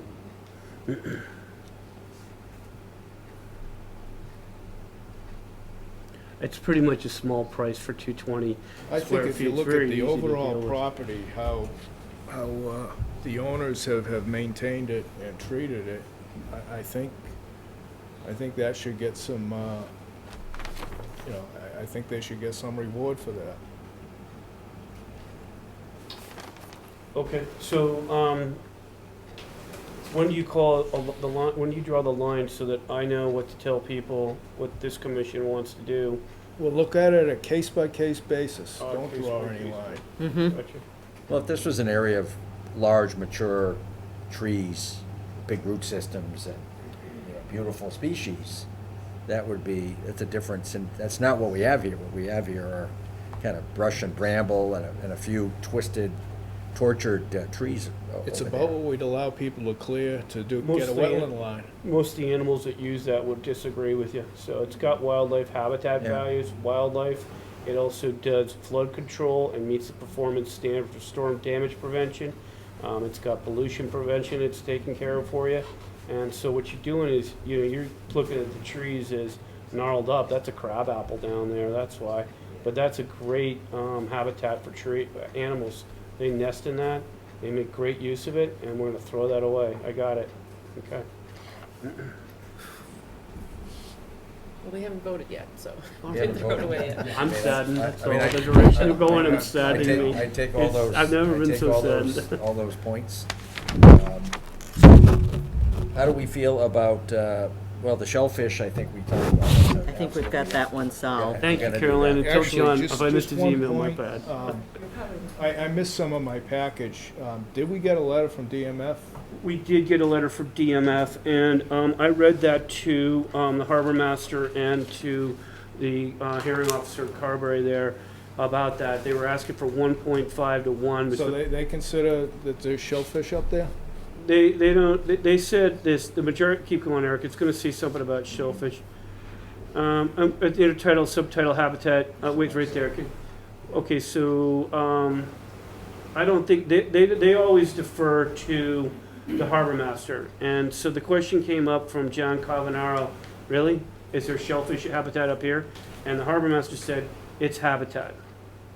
He wanted the habitat protected, just like Rick wants the habitat protected, because we don't have that extra we don't have the 5 feet and the 1.25 for 20 square feet. And like I want the 200 foot protected if the commission will so allow. So I think it's inherent in there. Everybody's asking for that, and we're not trying to put them through a shellfish survey. Bert, it was so painful over at Tweed, it was unbelievable. Okay, I bow to your experience, Rick. Well, I mean, it's always nice if you get I additional don't decide, and information. Eric doesn't decide. We just try to help you decide. You know what I mean? just wanna have Well, a- we're not gonna see clams up there, are we? Because they're not Look, gonna make when they are, he's a constable, shellfish constable. Am I gonna challenge him? I don't wanna become the shellfish constable, I don't think. I got you, I'm good. All right, why don't we move to, commissioners, any last comments?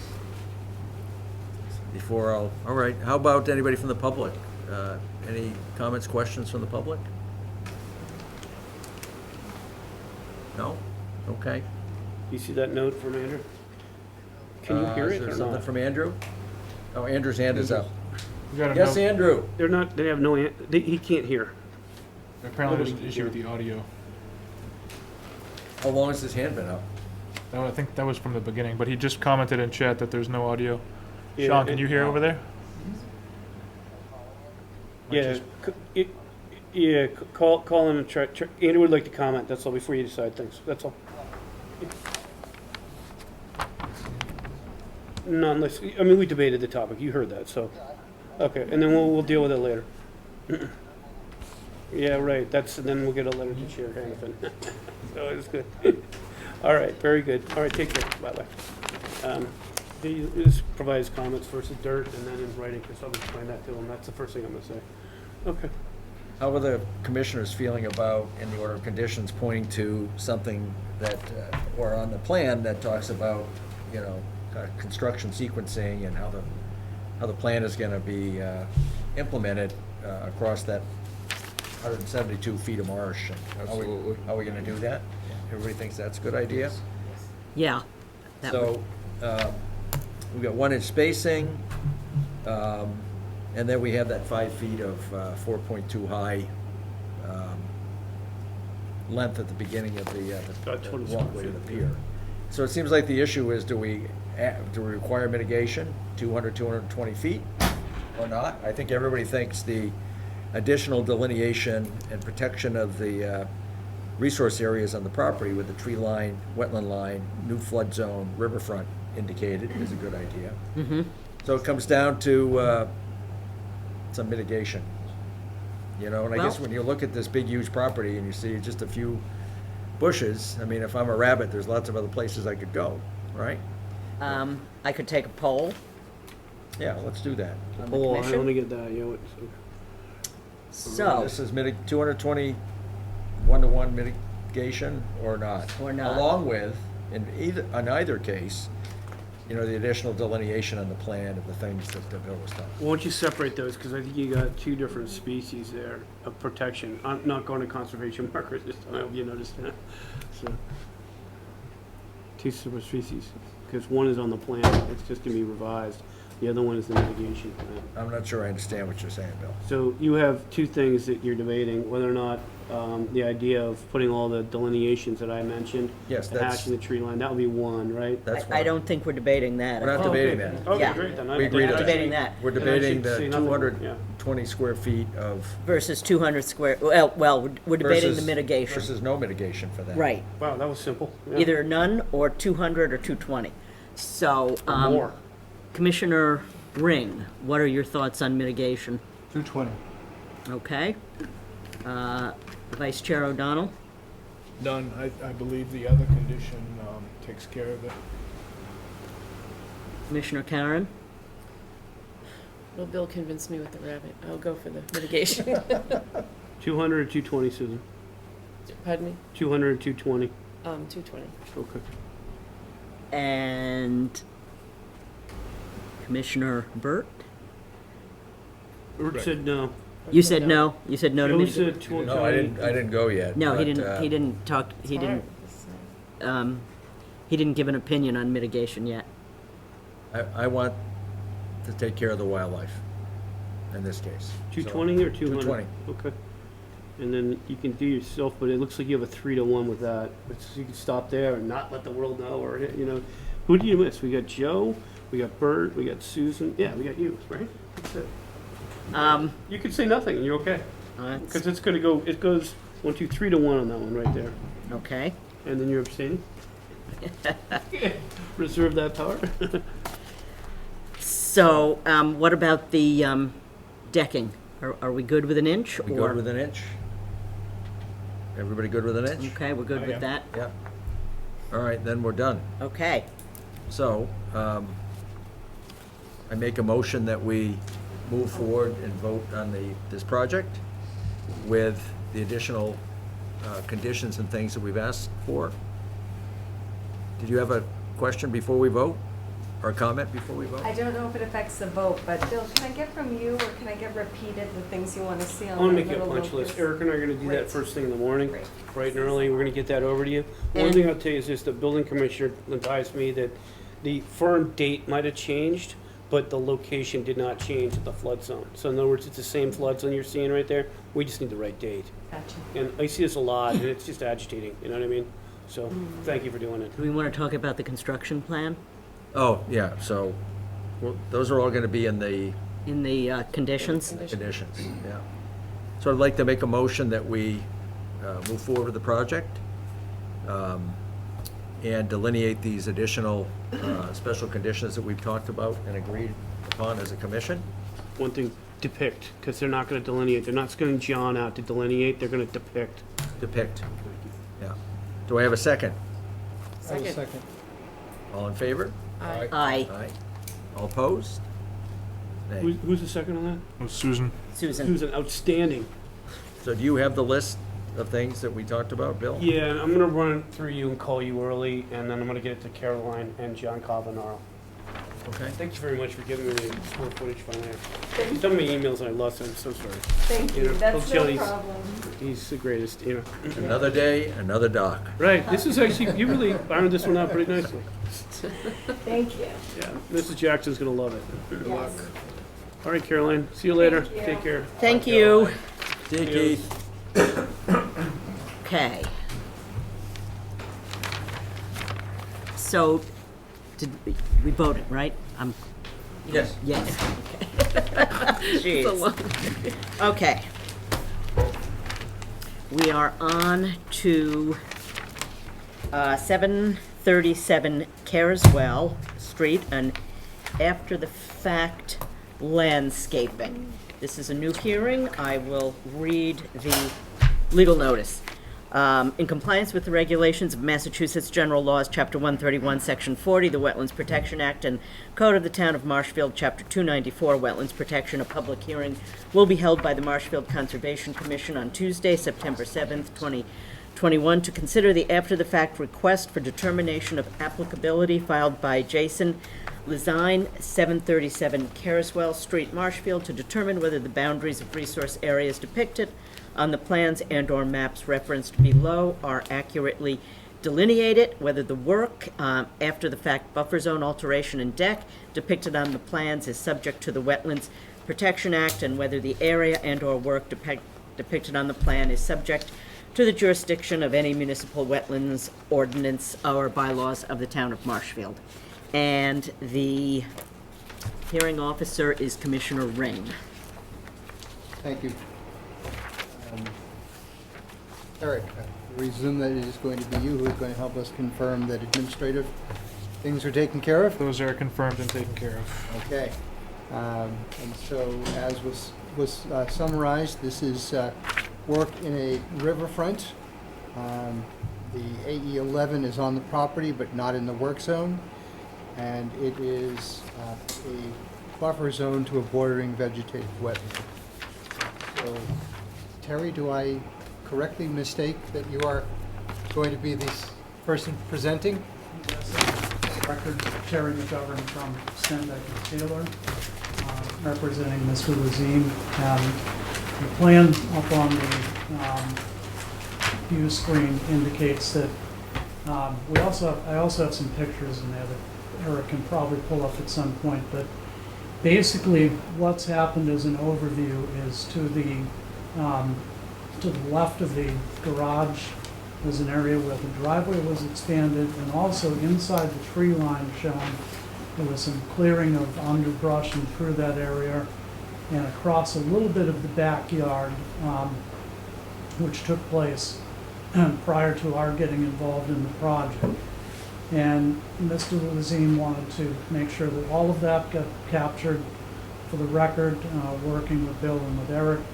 And he also is doing work around the immediate area of the house, that area shown in red, which he's adding a deck to the rear and the east side of the house in an area that's already disturbed and has stone down. And then there's a portion of a first floor, kind of a solarium, if you will, or greenhouse, and that he is removing and walling in, and then kind of a sunken area where that garage, between the garage and where the house is, that he wishes to construct as a patio. And Eric, actually, if you can flip to the pictures if they're there, there's only a couple of pictures that I placed in that would show that area. By the way, your riparian zones are the diagonal blue lines that you see coming across. And the buffer zones are a little bit light, but most of that work is taking place outside of the, that's the driveway, looking towards basically towards the creek and around the corner of the house that Bill had mentioned. And then beyond it, that's the yard area immediately next to the garage, and looks out towards the back. It should be that's the area that's been cleared out beyond the cedar trees. In that area beyond the chain link fence, should be two more pictures that will capture. Okay, that's the sunken area that roof overhang is going to be removed and made into a patio area. In the back with just pavers. And then the deck will go in that area across the back. And there should be one more picture that I think shows where basically we're proposing markers where now there's some undisturbed vegetation, and that's where we're proposing the conservation markers to be run every 25 foot across that rear area. So having the picture, I'm trying to go back to my old standard of having pictures as well. Used to serve us well. Thank you. Good work.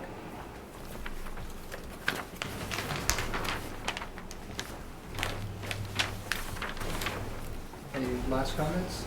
No, that's essentially what we're presenting is the work that's taken place, the clearing that's taken place to the side. It's going to be preserved by the chain link fence, and then those markers going across the back on the edge of that area that you see is the taller growth where we've shown, I think, 4 markers going across that back. So the 100-foot is like at the edge of the house and goes through the garage, I believe, is where you're showing. Correct. And then the 75 is just inside the gravel area? That's Yeah, the 100-foot nips the, we'll go to this slide because it's a little easier. 100-foot arcs through here and then through the garage, as you mentioned, and through the house is the 100-foot up here. So the deck would be within the 100. The outside's actually just outside, as is the patio, just outside the 75. right. So to meet that requirement, this is the riparian setback to the creek.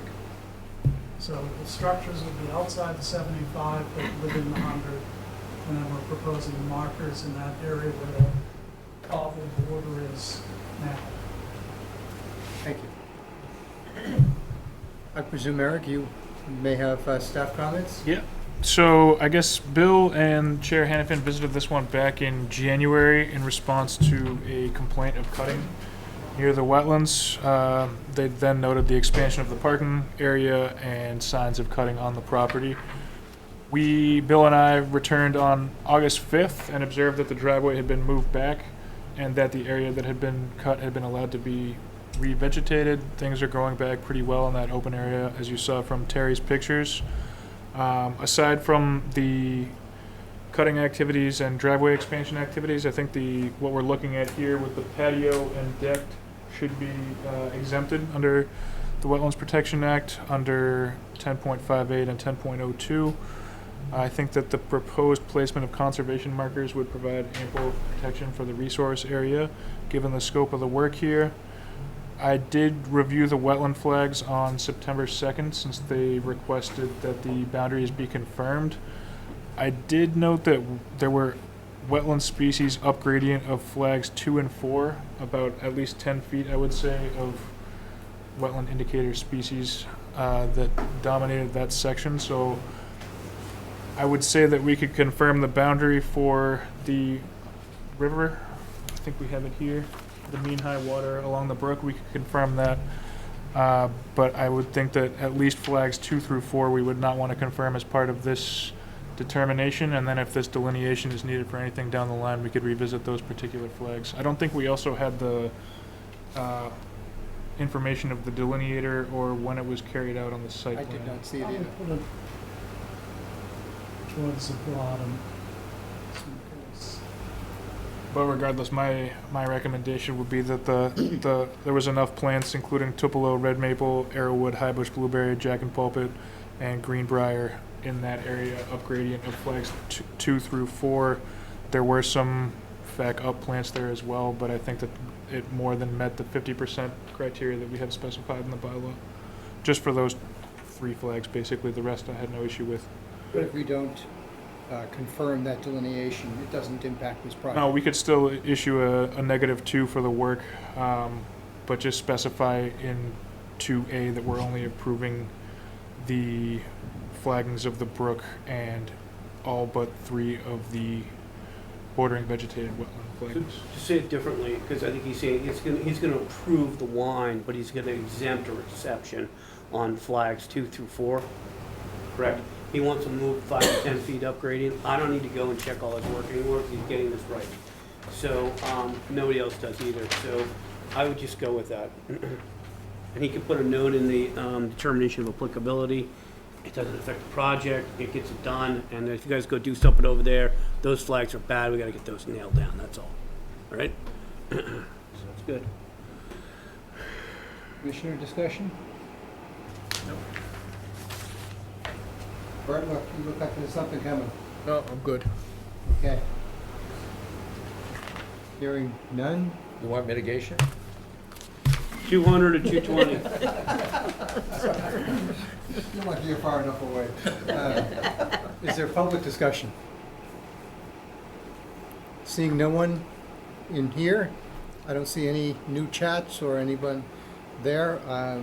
I would like to make a motion that we vote to issue a positive determination number 2, confirming the creek boundaries and the DVW boundaries except for what flags 2 through 4, and a positive determination number 5 for the bylaw, and a negative determination number 2.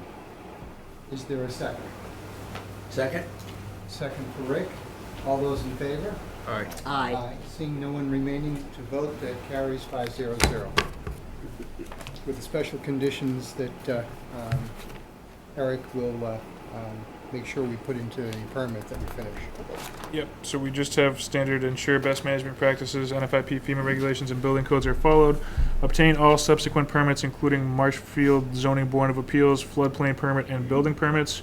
This one's important. I believe that the building commissioner currently has a stop work order on this one from my understanding, so we just want to make sure that all the permits are cleared with the town. Number 3, see Conservation Administrator or Agent for guidance on permits beyond the proposed work and activities. And 4, place the 6 conservation red and white do not disturb markers at the locations depicted on the site plan. Thank you. And I presume there are no objections, just to confirm that. Since I did jump the gun on it, there are no objections to the conditions, which we all had beforehand. No, we're good. With that, I will give it back to the chair. Thank you. Thank you, Terry. All right, we are on to 35 Nathaniel Way, which is a driveway replacement. This is a new hearing. In compliance with the regulations of Massachusetts General Laws, Chapter 131, Section 40, the Wetlands Protection Act, and Code of the Town of Marshfield, Chapter 294, Wetlands Protection, a public hearing will be held by the Marshfield Conservation Commission on Tuesday, September 7th, 2021 at 6:30 to consider the request for determination of applicability filed by William and Colleen McCall, 35 Nathaniel Way, to determine whether the work, driveway replacement depicted on the plans is subject to the Wetlands Protection Act, and whether the area and/or work depicted on the plans is subject to the jurisdiction of any municipal wetlands ordinance or bylaws of the town of Marshfield. And I am the hearing officer on this. Eric, I assume all administrative requirements have been met? Yes, they have. Taxes is, okay. Would you like to present your project? We're gonna ask Or Brad Holmes to. Oh, is Brad up there? Hi, Brad. Yes, good evening, members of the commission. Brad Holmes with ECR here, assisting the McCalls on their RDA application. We filed the RDA application to confirm with the commission that the work consisting of the replacement of a driveway at 35 Nathaniel Way does not require the filing of a notice of intent. The purpose also of this application allows the commission to understand what's going on and is aware so that if you receive a call or you're in the neighborhood, you know that what we're doing is the replacement of an existing gravel driveway only. So we're not proposing any increase in the square footage. We're proposing the replacement of the gravel driveway that accesses their house from the cul-de-sac of Nathaniel Way. We're also proposing just a simple cobbled apron at the entrance from the road, all within the existing footprint of the driveway. The work is within the buffer zone to a salt marsh. The work is also within land subject to coastal storm flowage. The commission may remember this site for a successful coastal bank stabilization project that we performed, and the commission issued a certificate of compliance last year for this, for that work. But what we're proposing in this application is only the replacement of the existing gravel driveway. There are no other activities proposed within this application. And some of you may say, geez, why are you filing this application? It's probably exempt. Well, we're here just to make sure everybody's on board. So I'll leave it at that. It's very simple, and take any questions you have. Okay. Eric, are you? Yeah, I would, I guess first I would just comment that the exemptions under 10.02 would not apply to this since it is in land subject to coastal storm flowage. That's been confirmed recently to us by the Southeast Regional Circuit Rider from DEP, because it is within a resource area. That said, we are looking at just a simple one-for-one gravel replacement in kind in a driveway within the existing footprint. The applicants had previously come before the commission back in December asking to put in an asphalt driveway. At the time, they were advised to file an NOI for that work, given the fact that it was within a resource area. They came back about a couple months ago to ask for details on what would be required for the NOI. And then after we discussed the requirements for surveyed site plans, they came back and asked about what it would take to get a just gravel driveway replacement. Given that we had town council's advice in a previous business session within the past couple months at 35 Water Street, on a gravel driveway replacement in kind, which he suggested would be eligible for a negative determination. I advised them that an RDA would be the proper way to move forward with this. And that's what we have here. I visited the site with Chair Hannafin a week ago, and everything looked fine. I think that there was a initially proposed cobblestone apron at the end, which may not be part of the picture anymore. We've since decided to back away from that, really for a couple, not the least of which is price, but more than that, we have some very mature trees adjacent to our property. The one which said the root systems are not impeded in any way. Also, our septic system sits below the driveway, and that septic system is quite open function. So, for all those reasons, we're just simply doing a simple driveway replacement as it is right now. Well, it's actually the leaching field, one piece sorry, of the leaching field, but not the septic system. Well, it's part of it, yeah. But yeah, I don't think we're gonna be doing the apron, it's just out of. Just, okay, so it's just a 1-for-1, gravel for gravel. Yeah. Are there any commissioner comments? Nope. On these things, are you gonna want cross-sections in general? I mean, we just had one over in Bluefish Cove. They went from an NOI to an RDA, so I get that. And, you know, this one started out as an RDA and they adjusted, I get that, but, you know, do you want cross-sections? We did have trouble at 84 Bartlett's, as you know. This is soil and rock. Yeah, I'm just checking in with the commission, sir. I'm just proposing that standards come from our interaction with the commission, and we take your guidance, and then we go from there. If I get the impression you want more, we get that to the applicants or their consultants. So I'm just throwing it out there. You know, that's 2 in a row. I'm just saying they've come back to back, and you know they could benefit from cross sections. Otherwise, what might happen, and this could happen, you get a road base on the bottom, 6 inches of gravel, and it looks great, but that road base is basically impervious. So it's just a protective thing to think about for the commission and the resource area, and it's pretty easy to do. When Eric and I visited the site, we spoke with Mrs. McCall, and we discussed this very thing, and she assured us that they were aware of the compactability and imperviousness of various materials, and they would not be using any of them. So that's good enough for me. I don't know how other commissioners feel. I don't think we need to, in this particular instance, require the cross-section. Fine. Is there any comment from the public? Okay. Hearing none, I suggest we vote to issue a positive determination number 5 for the bylaw and a negative determination number 2 with special conditions. Would you read the special conditions, Eric? Yes. So we have install erosion controls along the edge of the driveway prior to starting the work, ensure best management practices, NFIP, FEMA regulations, and building codes are followed, obtain all subsequent permits, including Marshfield Zoning Board of Appeals, floodplain permit, and building permits, and see the conservation administrator or agent for guidance on conservation permits for work beyond the approved work activities. May I have a second? Second? All in favor? Aye. Aye. Thank you very much. Thank you very much. Thanks, Brad. Thank you. Okay. Next up is 16 Joyce Street. It is a new hearing.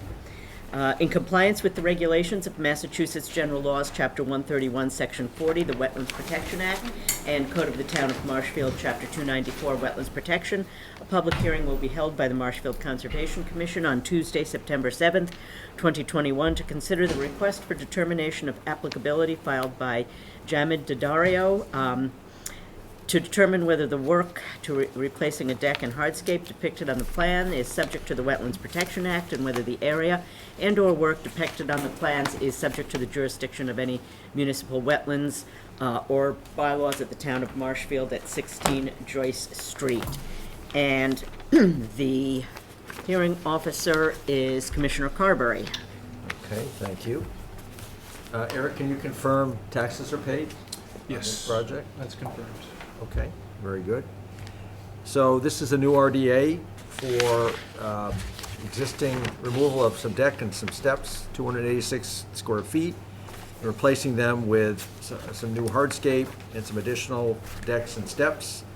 There'll be a reduction of about 166 square feet of decking when this is done. This is the home of Jim and Susan D'Addario, and I had the pleasure of meeting an individual who I believe was the son, James, who showed me around the property this afternoon. Beautiful spot. So who wants to summarize the project for it? Who's here to represent the project? Good evening, members of the commission. Brad Holmes with ECR here assisting Jim D'Addario for his project here at 16 Joy Street. Okay. We filed an RDA application to confirm with the Conservation Commission that the proposed deck removal and deck extension project will not require the filing of a notice of intent. The site is located on a developed barrier beach. It is within land subject to coastal storm flowage.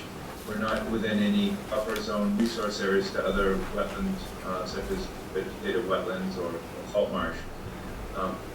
Project has an overall decrease in impervious area at the site. What we're looking to do is remove, as you said, 286 square feet of existing deck, replace with hardscape. The term hardscape is to be considered as a patio, which would be either stone or paver system.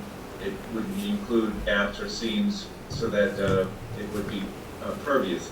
It's not proposed as an impervious surface.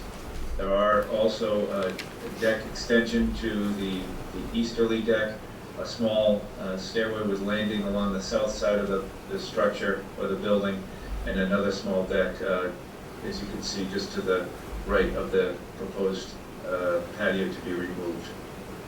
Jim has presented and discussed with the commission his project in the past and asked for my assistance to help him with the paperwork for the RDA application, which we're happy to do and work with the commission.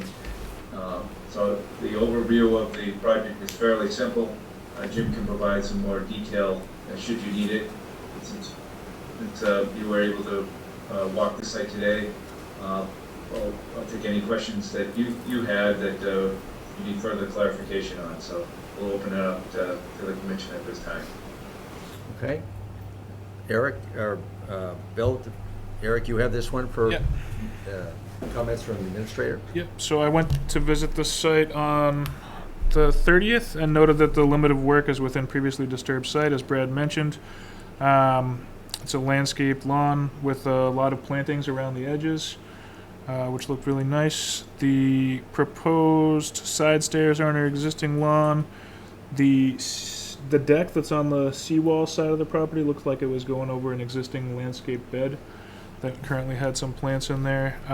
But overall, as Brad mentioned, there was a decrease in proposed impervious area. One thing I would note, in the Chapter 505 regulations, we have specific language regarding hardened surfaces in AOVE flood zones, which states that hardened surfaces shall be considered impervious and that there should not be more than 500 square feet between these types of surfaces on the property, between patios, walkways, driveways. So the commission may just want to think about that. We did ask for more information about the hardscape surface to be used, and we're told that it was stone and paver, as Brad just mentioned. I don't know if the commission would want to consider getting a cross-section on that or a little more detail potentially.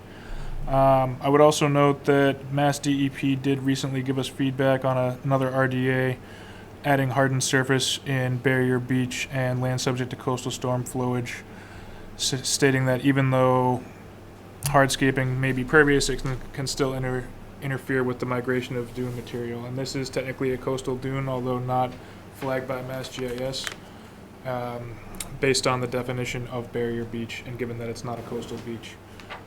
And just a note on the appearance before the commission back in March on the RDA, there were slight differences about the proposed work. At the time, they had mentioned replacing the deck with usable space, including plantings.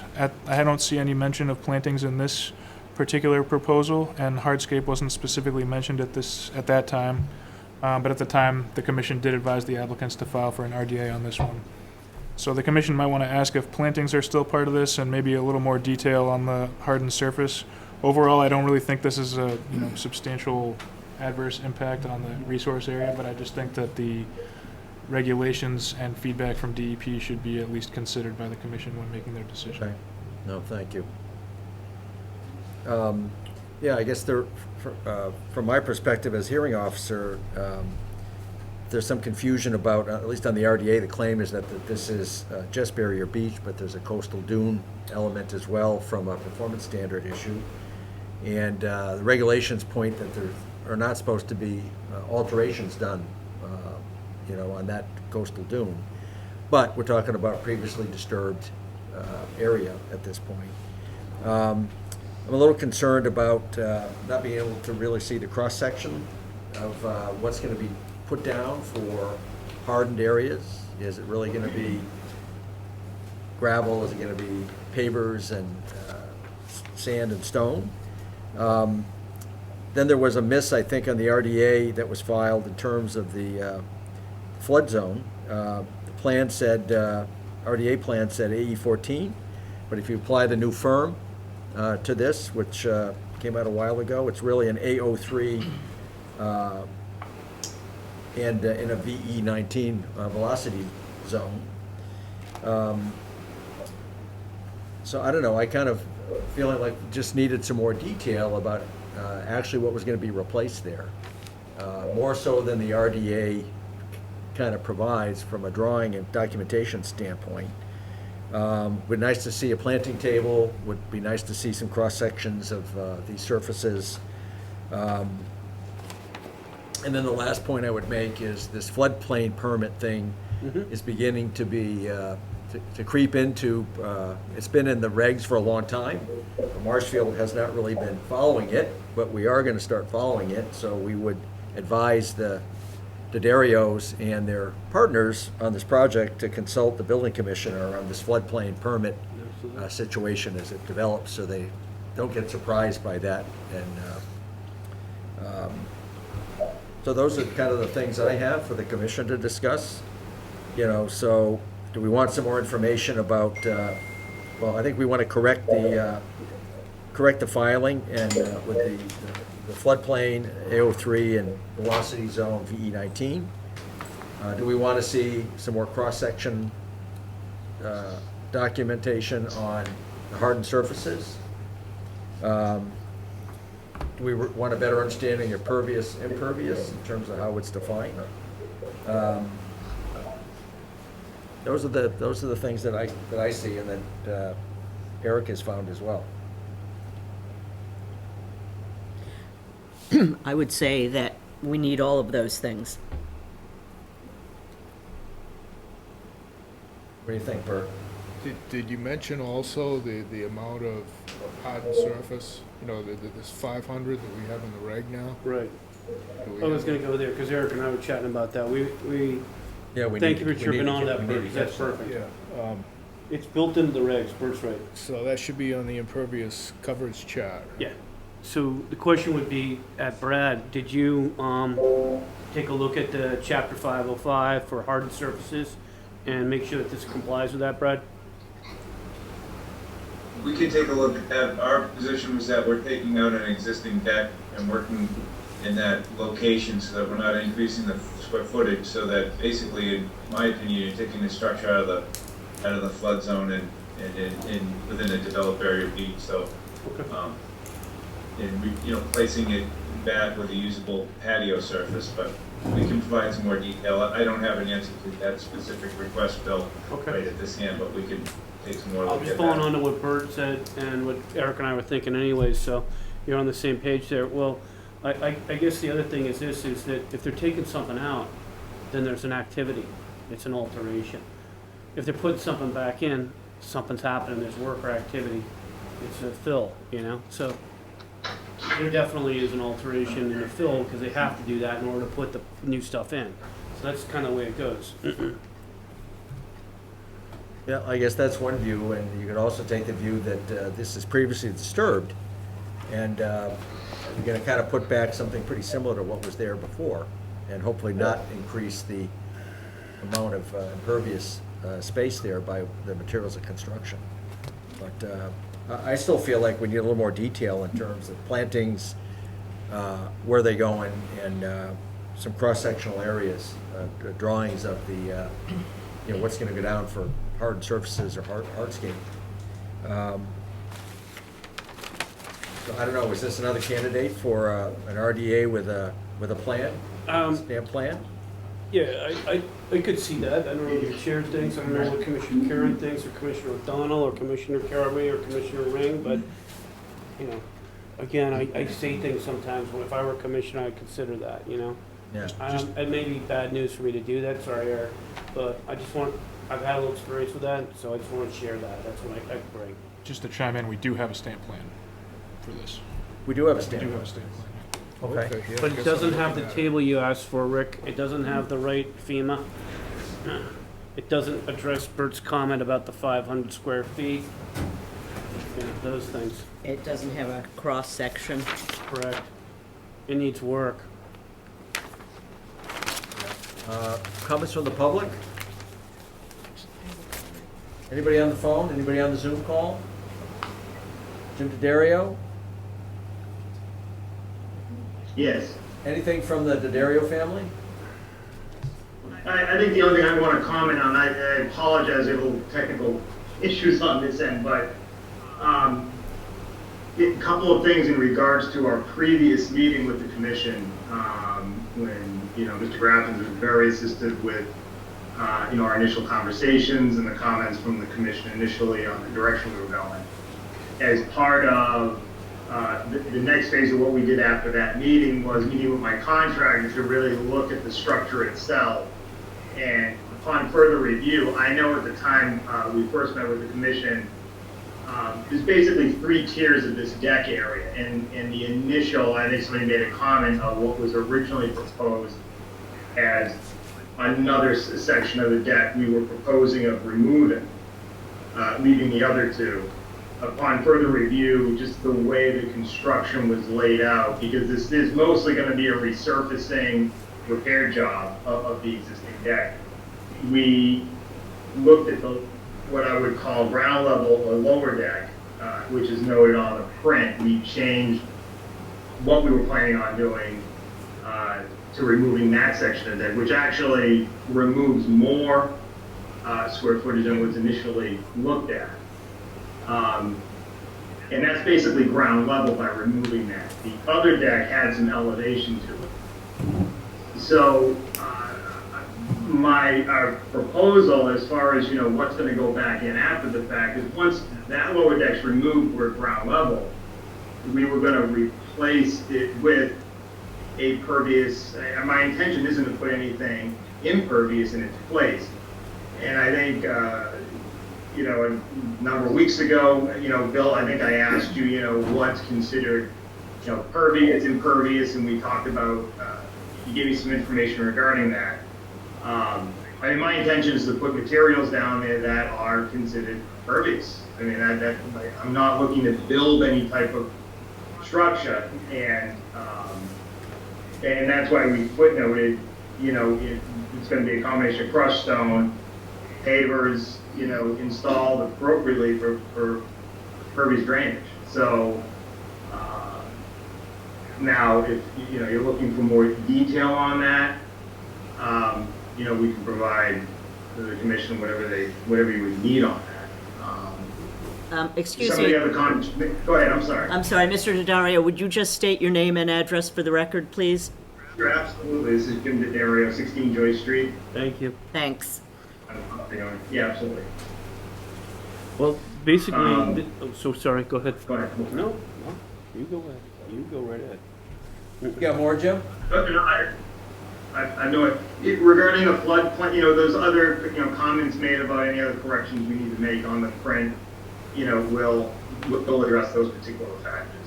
I do just want to make sure that, you know, everybody's we understand, there is a differential from what was originally discussed back at our initial meeting and what we're proposing today. I mean, what I feel we're proposing today is a much better situation for the property and, beneficial for us and for, what you folks are seeking. As far as plantings go, I know that was brought up too. What is being removed, everything that you see being removed there is all coverage. It's all previous deck and stairs that were there. We're reducing all that and pulling that out. And what's going to be left is exposed ground that, we're going to just, again, incorporate impervious materials as crushed stone and or paver stones in that section. So, as a replacement of that wood structure deck. But you're going to put some additional plantings in, correct? Not in those particular areas because it's an open area to a staircase, transition to the remaining deck, and there's a side gate. It's a walkable area. There's really not. Yeah, so that it's open space. So those areas are all where the current wooden decking exists that I saw today. That you're Exactly. Everything you see in that grade area is all wood. It's all deck. Right. And that's all coming out. And there's a staircase that goes on the backside. That's going to come out. All that's going to be exposed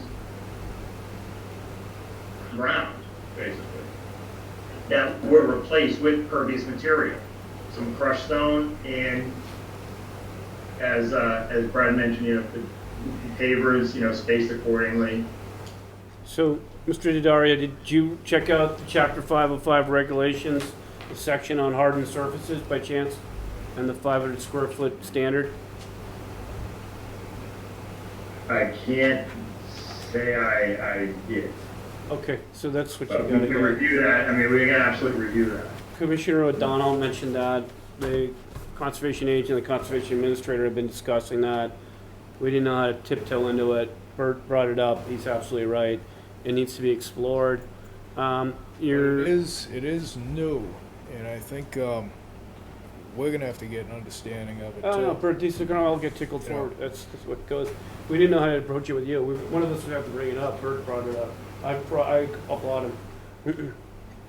Well, how does that square with new versus previously disturbed? It basically is any hardened surface, even pervious. I don't exactly like the way it's written, to be frank with you, but it's a pretty hard standard. And I'm going to tell you, these come from Duxbury. They're in our world because we've approved them.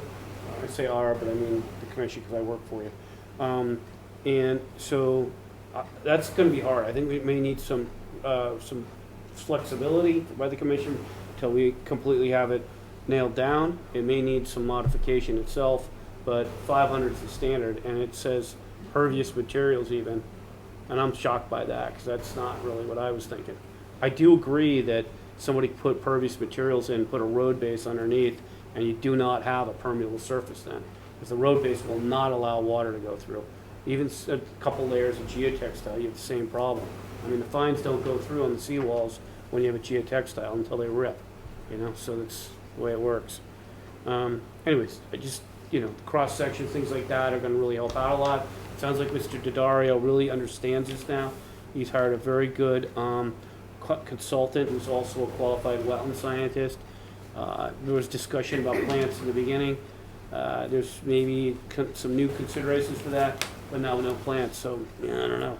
So the property's changed over time, and Mr. Daddario explained it to me better than anybody else. He said the town came in and did a seawall project, and kind of the property had some hard times. So something to think about. Well, I think. Go ahead, Susan. Yeah, go ahead, Susan.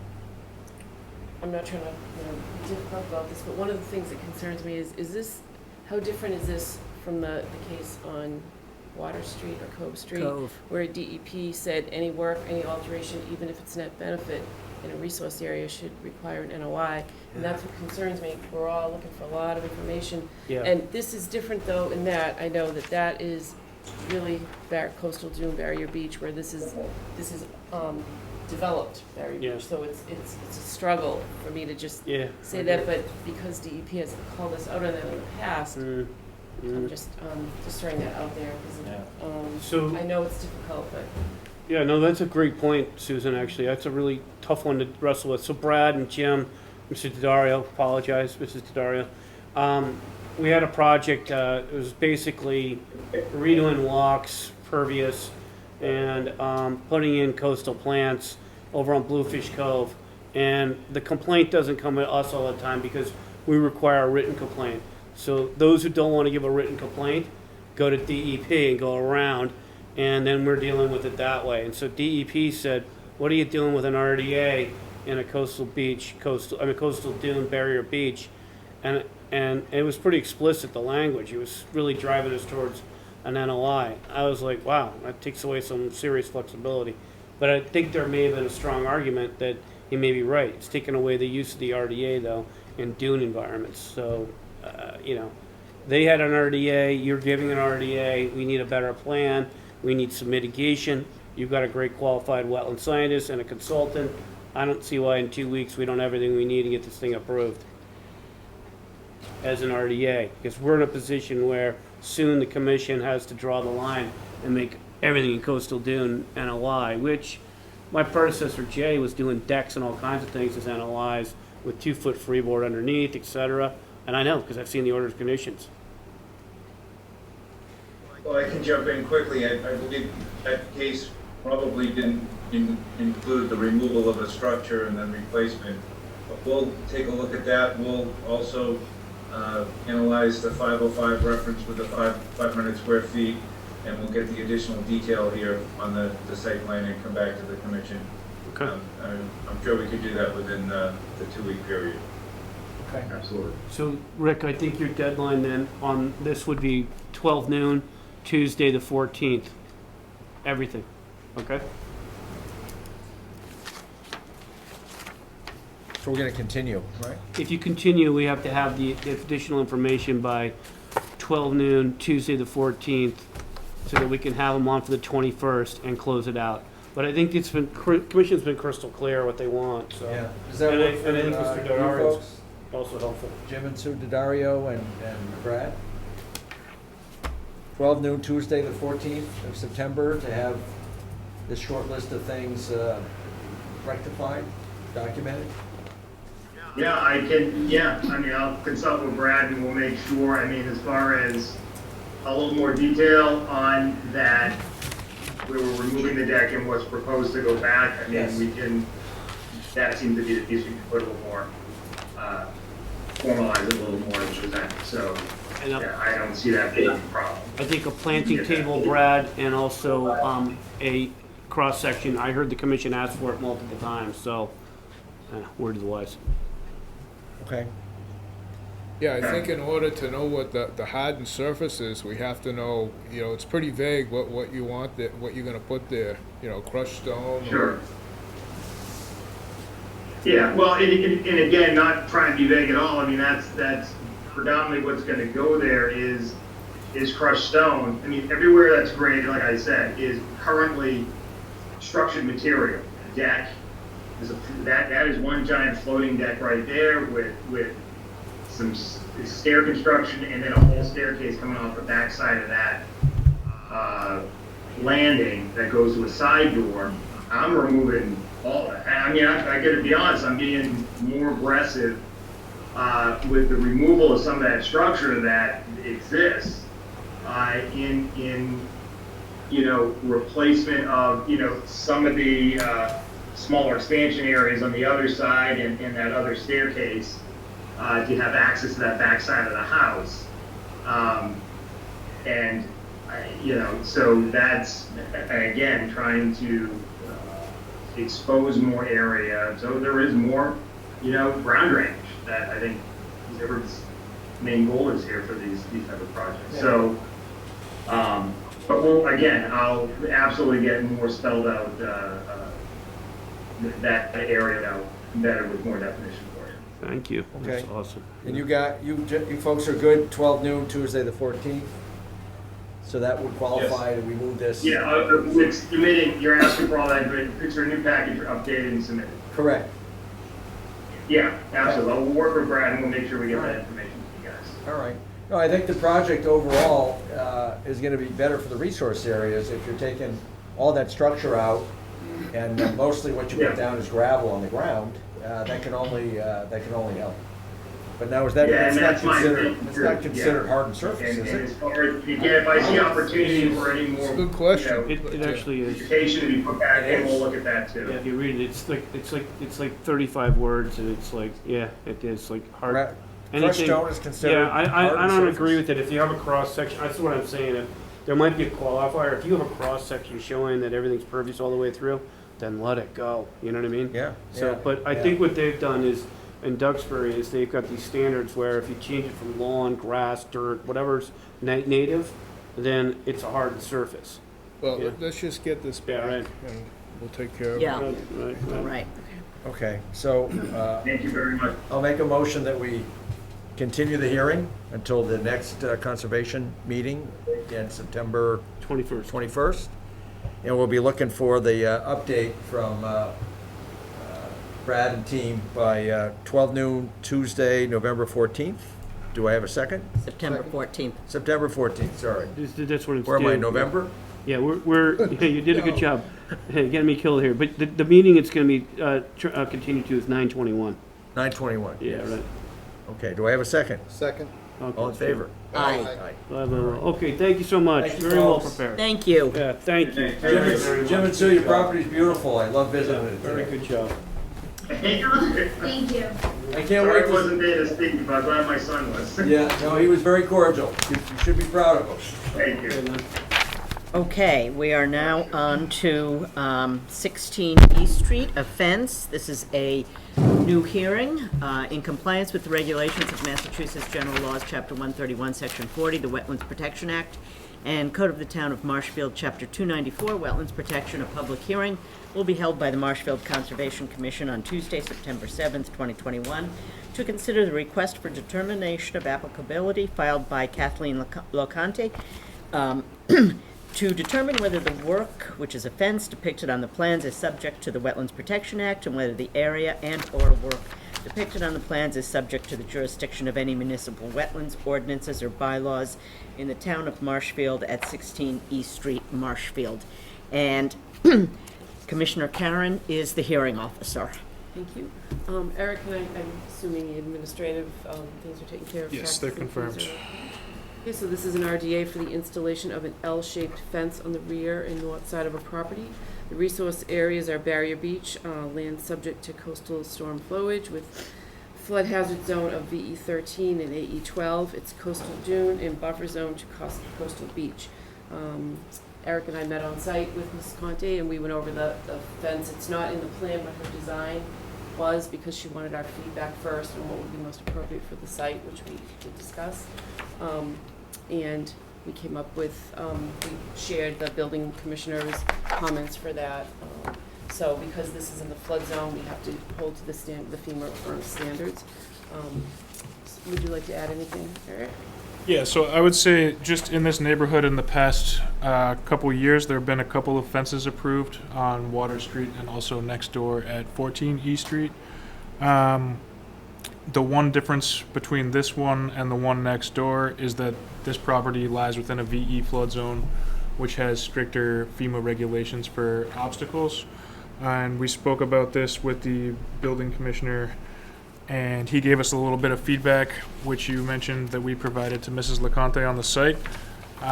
Basically, he felt that if we had a fence that had sufficient gaps between pickets, it would allow for movement of water through the fence, whereas a wall-type fence, as there is currently in place next door, would not be appropriate in one of these velocity flood zones.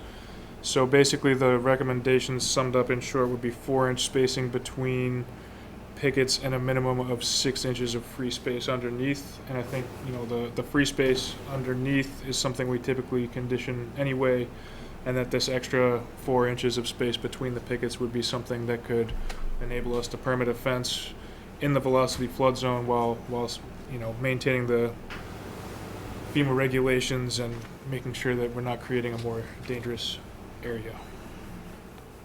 Mrs. Conte, did you have anything you'd like to add to this? No, Do you have any actually, you gave me that information about the pickets as opposed to the, right, Mm-hmm. right, it's better for your property and for. discussed it with my family.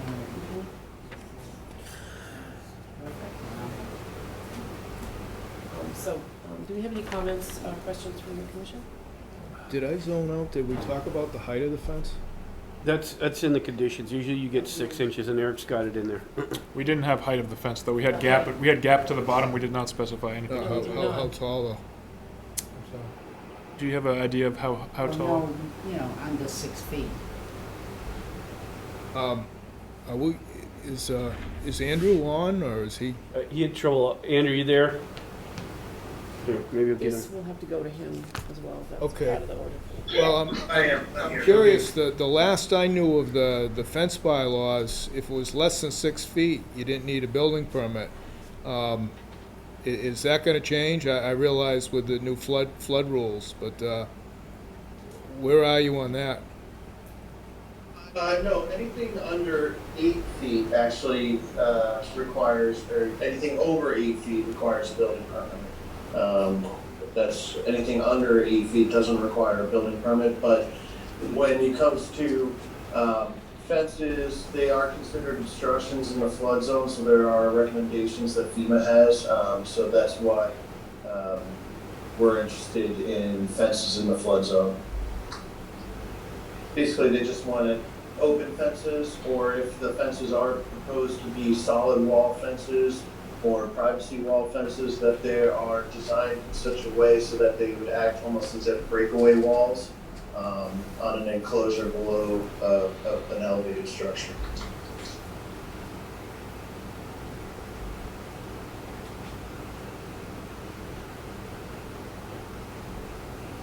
Thank you.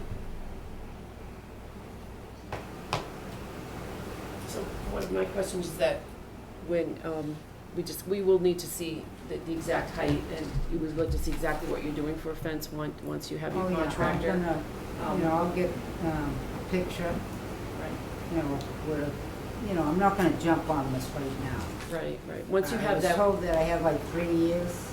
yes, that's correct. So I'm not jumping on this, and it wouldn't be done till, if it was gonna be done soon, it would be next springtime. But it would be under 6 feet, and I was kind of just trying to figure out what, you know, height. Right. But I would get pictures and, you know, a picture of what I'm gonna put before I even started. To bring it And we over. can have that in the conditions, You know, and just special say if you conditions. approve this. Right.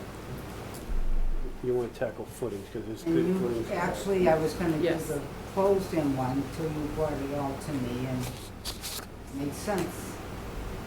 Yeah.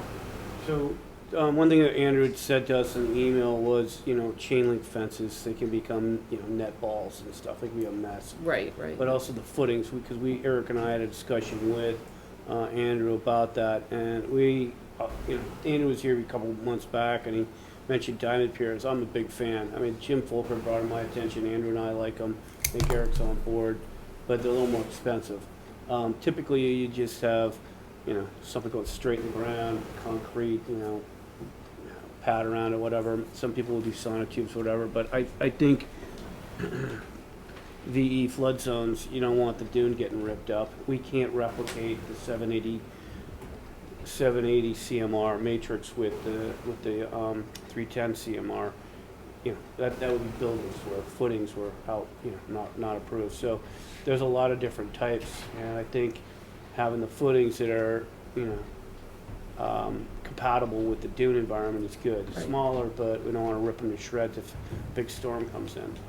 So it's something to think about, and I would clear that with Andrew also. So to the extent we can condition and send up the construction side back to him would be Yes, good. that's Get what her we had 6 talked inches, about. yeah. That consultation has to take place, and we need to see the copy. And of the what other, exactly you do when you're planning to do it. the other thing is you don't want a big, like, Andrew's got his hand up, so let's let him in. How do we do that? We go in here. I'm here, Bill. All right then.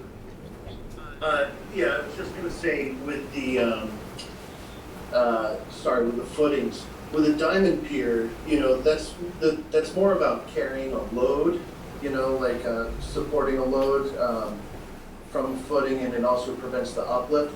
But it doesn't, for just a post, like a fence structure, that's not really gonna give you a lot of, lateral support. I mean, I guess it would kind of be good in the fact that it would just kind of knock down and hold in place if there was a flood event, but also wind is going to take it out. It's not really going to hold upright all that well, just like obviously you can put a flagpole on a diamond pier, that kind of stuff. So I don't know if I would recommend diamond piers for the actual footing for a fence. So this is the part where we look for your guidance. Can you narrow those various types of footings down that you're recommending? Because the commission's also got to consider impacts to resource areas. Footings here could carry out, they have some impact, but it won't be like a house getting ripped out. So Andrew, what would you your top 3 types of for fences in this environment? Honestly, yeah, that's really kind of at your discretion in that regard. All I can say is that I feel like a diamond pier wouldn't work very well. But generally fence posts are historically always just kind of driven into the ground. I mean, sometimes they just have rocks holding them, but obviously this is a very sensitive area, subject to erosion and scour. So, obviously if you could get the footing down below the scour depth, below the erosion scour depth, that would be one thing, but that's even more of a disturbance deeper down. So it's really up to your jurisdiction. I know other fences have gone in the area. I don't know how they were put in for their footings and stuff, but we're learning as you're learning. So okay. Yeah, it was more a comment about I just felt like the diamond pier wouldn't suffice to hold a fence up. Fair enough. It doesn't do everything. We probably can't pop popcorn with it either, right? So, right. All right, so that's probably overkill. It's also more expensive. So either native soil with some kind of binder or something. You know what I mean? That's not intrusive. Footings, I suppose. So special conditions can include that we meet the FEMA standards as per that's good. The floodplain manager, and you will have to consult with with Andrew Stewart when you decide your fence. Make sure that it fits the floodplain regulations, and provide that to us so we have that for the file. Oh, like that Before you house begin. next door to me, that fence, that's tight, and you saw it. Right, So- but yours will be spaced, not flat, not a solid wall. No, right, exactly.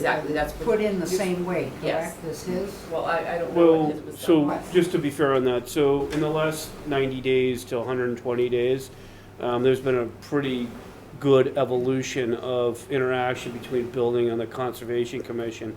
So what had happened before, we could try to emulate that, hopefully. But if that doesn't work, then we've got to make sure that it's FEMA firm compliant. So that's it. So that'd be in Andrew's world there.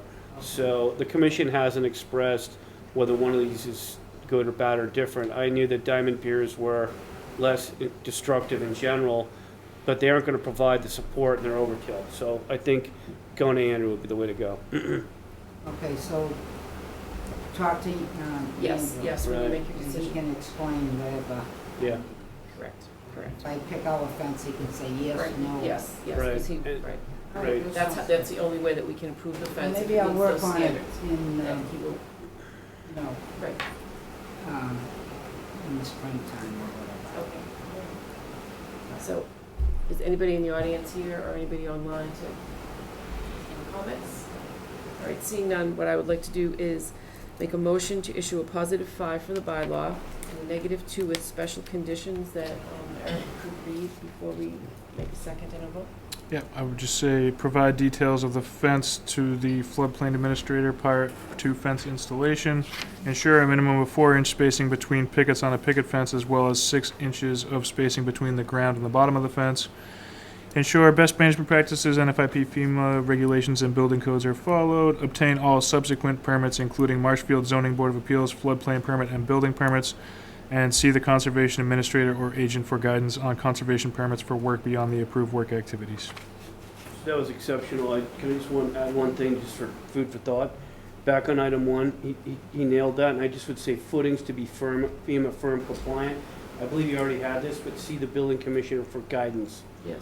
Okay, that's the gist of it. If you can just watch that in, that would be awesome, unless the commission doesn't like it. I think we gotta be careful, when we start talking about footings, because I've heard us deny footings again and again in this area. The footings for those that get denied are the house, and in coastal dune, VE flood zones and AEs, it's a little different. They're not allowed to have footings in there, it's straight piles. And then the other thing is, if it's in our regs, it's substantial reconstruction or reconfiguration of the house and not the fence. So in this case, after chatting with Andrew, I'd like to defer to him on the footings, on the fences.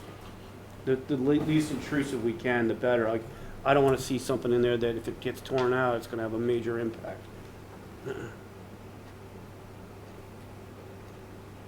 That way it's constructed safely, because it's just as bad for the fence to get lifted off of the sail and go crushing all kinds of plants. So if we get a secure fence, it probably won't go down.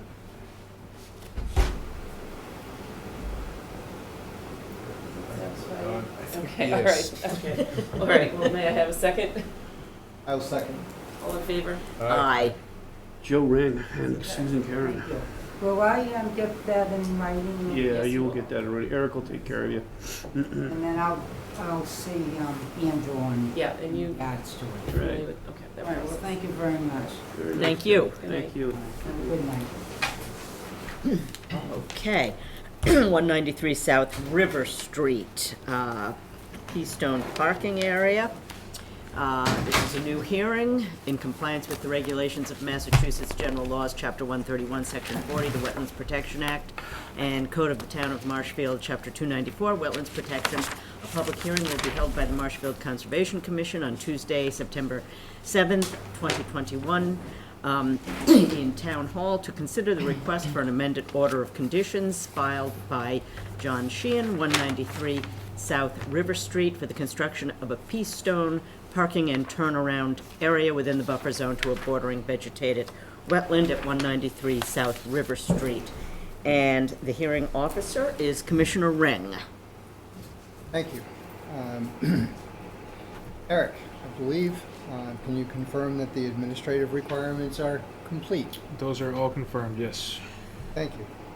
So this is, I guess, summarized simply as work that originally started with a 2018 permit to construct a barn, and when the applicant came back to get a certificate of compliance, we noticed additional work was done that required filing of an NOI.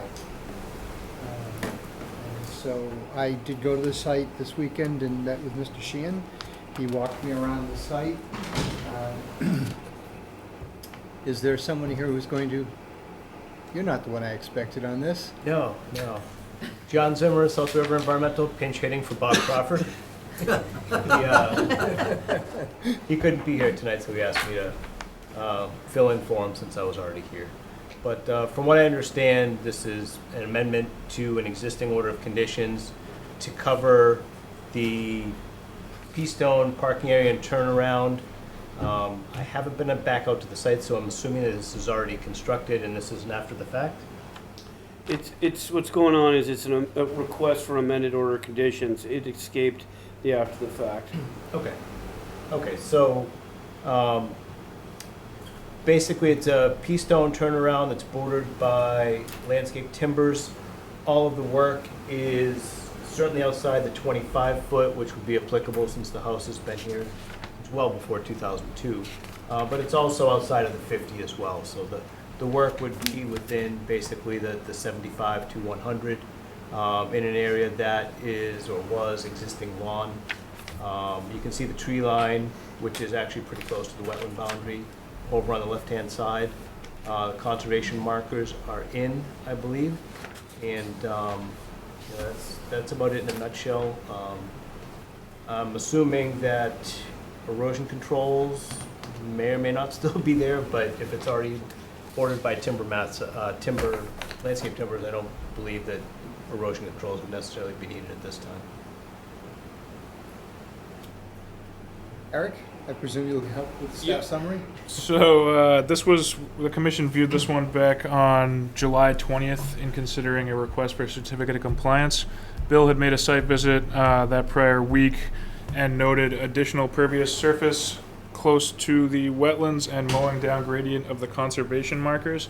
I'm just going to try and highlight some differences between the plan and the originally approved work. So basically this existing pea stone apron you see on the side of the paved driveway was not initially proposed, but the initially proposed driveway was larger than the footprint covered by this pea stone. So the initially proposed driveway was something around this size. So it was decreased slightly and a pervious surface was placed along this side here, and it's further from the wetlands than the initially proposed distance on this side. This whole section over here was not included in the original filing. As John mentioned, it's outside of the 50. We have it shown here as 61.5 feet away, and it's a pervious parking area. Aside from that, I think there was a need to put a little more clarity into the fact that we expect not to have any alteration or activity beyond the conservation markers. That was clearly not a message that was received by the applicant, at least when I spoke to him on the phone after the COC request was denied. So I think, we could clearly state that in the special conditions and include it as an ongoing condition, as we typically do for these conservation markers when we condition them, just to really reinforce the message that there's not supposed to be activity going on beyond this, because the whole purpose of putting them there in the first place is to kind of delineate a boundary of area that's not supposed to be touched. But aside from that, I think this request for amended order of conditions nicely wraps up what was missing in terms of bringing all the structure on this property into conformance. I'd like to also add that when I saw the pea stone, it was not on the original plan, but what Eric described is right. Until we looked at the plan side by side and had another look at it, what's happened is they converted some of that area that was approved for the paved driveway, and they reduced it. They added the apron, and when you look at that, just structure, it looks like it's closer. So when we took a look at that, we can let you know that we think it's de minimis now at this point. But had it not been, that actually would have been closer than this other item over here. So at first it looked like they had actually encroached further. I think it's really important because these conservation markers were hard fought, and I really thought they should have been upgrading on the 25 at the time, but they're where they are, and he can't be cutting down gradient. So it's got to be part of explicit language that'll be involved with D3 special conditions, and this will carry into the certificate of compliance with ongoing conditions, and now there'll be no ambiguity. It's explicit. End of story. Mr. Sheehan now understands that he cannot mow past that. I think all of us have talked to him about that. Yeah, no, that's good news. That's good news. And, yeah, so yeah. He was talking about some desires that he would like to do with the house, and he was asking for guidance on what should he do if he was courageous enough to do any more work to the house so that he didn't get in trouble. So one of the questions that I want to propose to, or at least raise to the commission, is this is not a proposed turnaround area. It's actually there. Yeah. And so, do we have a need to see a cross section for what was put in there? Because we don't have a revised impervious table. We don't have a cross section. How important is that to finish this project? I was actually over there today, and you probably saw the same thing as I did. You could see the landscape cloth under the pea stone. Yes. So that's what the construction is. And I think this is conversion of a lawn to a patio or some similar type activity, isn't it? No, I think what you got is when you boil it down, it's that proposed pea stone parking turnaround area. They reduced the scope of the original driveway. They put in that pea stone apron. The one above it, the pea stone area, was already approved. And so it's really the pea stone parking turnaround. But I will say this, for those of you who drove over it, if you notice that you didn't have any indentation, you should be wondering what's underneath that geotextile. Because it's something powerfully strong to support a car and not create an indentation where the tires run over. I mean, we just had new stone put on our driveway, and it's mounted all over the place, and there's stone underneath it. So I remember that being relatively flat when I went over it. So I would get that cross section. Never hurts, I guess. Yeah. You can make it part of the closing. They could do it by 12 noon, Friday the 10th. That's not too hard, right, John? Somebody's got to get in there and show us what's underneath there for the commission. If they wanted to put a patio there, that would have been conversion of lawn to something else, right? Right, but then Which we'd is have, exempt, yeah, right? but we'd have the 500 square feet then we'd have to look at hardened space too. But So that would only apply in This AO is, and this BO. is not, this is, Yeah, Nah. so it's outside the It would- 25, because this house is clearly older than the rules. Pea stone is considered hardened? No, he's already seen the geotextile underneath, and there's probably something below that. Well, in the case of Bartlett's, which I'll just give it quick, they put in pavers with bluestone. Underneath that had road base and then geotextile. So if you can see the geotextile, maybe there's something underneath that that's compacted down. You know, that's a very buttoned up place over there. It's very, very tight, very clean.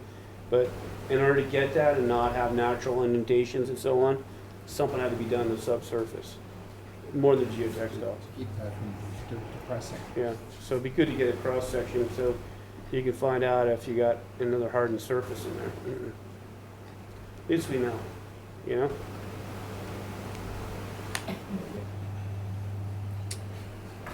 Are you okay? You look like you're gonna ask a question or make a statement. I think it's overkill, but it's fine. I think they can give it to us relatively easy. It's done. And that's my take on it, it's done. Yeah, and I'm not going out there with a teaspoon to find out if it's exactly that, so I'm Yeah. just go with the cross section. Member of the public comments. Zoom comments. Seeing nothing added to the Zoom, seeing no one here, willing to make a comment. I am going to propose that, make sure I get the right wordings here. Let's see here. Where did I put this? I want to make a motion to close and issue orders of conditions with special conditions that I would like to ask Eric to summarize for us. Yep, so we have the D0 conditions after the fact to be completed within 30 days. First one, by Friday, September 10th, 2021 at noon, submit a revised site plan with a cross-section of the pea stone turnaround apron and area. Register both sets of orders with the Plymouth County Registry of Deeds. As these amended orders of conditions address unpermitted activities, the work being permitted is after the fact.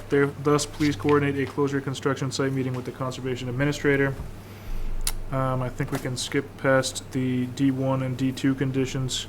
And then D3, any activity, including but not limited to mowing, fill, and alteration, is prohibited down gradient of the 5 red and white Marshfield wetland resource no disturbance markers on 4x4 rot-resistant pressure-treated cedar equivalent post, field stake, and depicted on a final approved plan reference in A General Information 8. The conservation markers and posts are to remain in perpetuity. Damaged or decayed conservation posts and markers shall be replaced. And ensure the footprint of the subsurface remains open or use pervious coverage only. That's it. Thank you, Eric. Is there a second? Second. I heard Susan. Sorry, Rick. Okay. Not your day. I would have given it to him because he was louder. See, and I also can't hear. Yeah, because there's a he's fan nearer to behind you. He wasn't glad Susan was to me, so. I got the wall because I'm right here. me. So, But you did make the motion, right? All right. make the motion. Bravo. Yeah, the 500. All right, let's keep but I going. haven't taken a vote yet. Sure, hand been staring at me. All It those is. in favor? Aye. Seeing no one left to say otherwise, motion carries 5-0-0. Thank you very much. John, I'd like to thank you for surprising me and being a different face than I expected.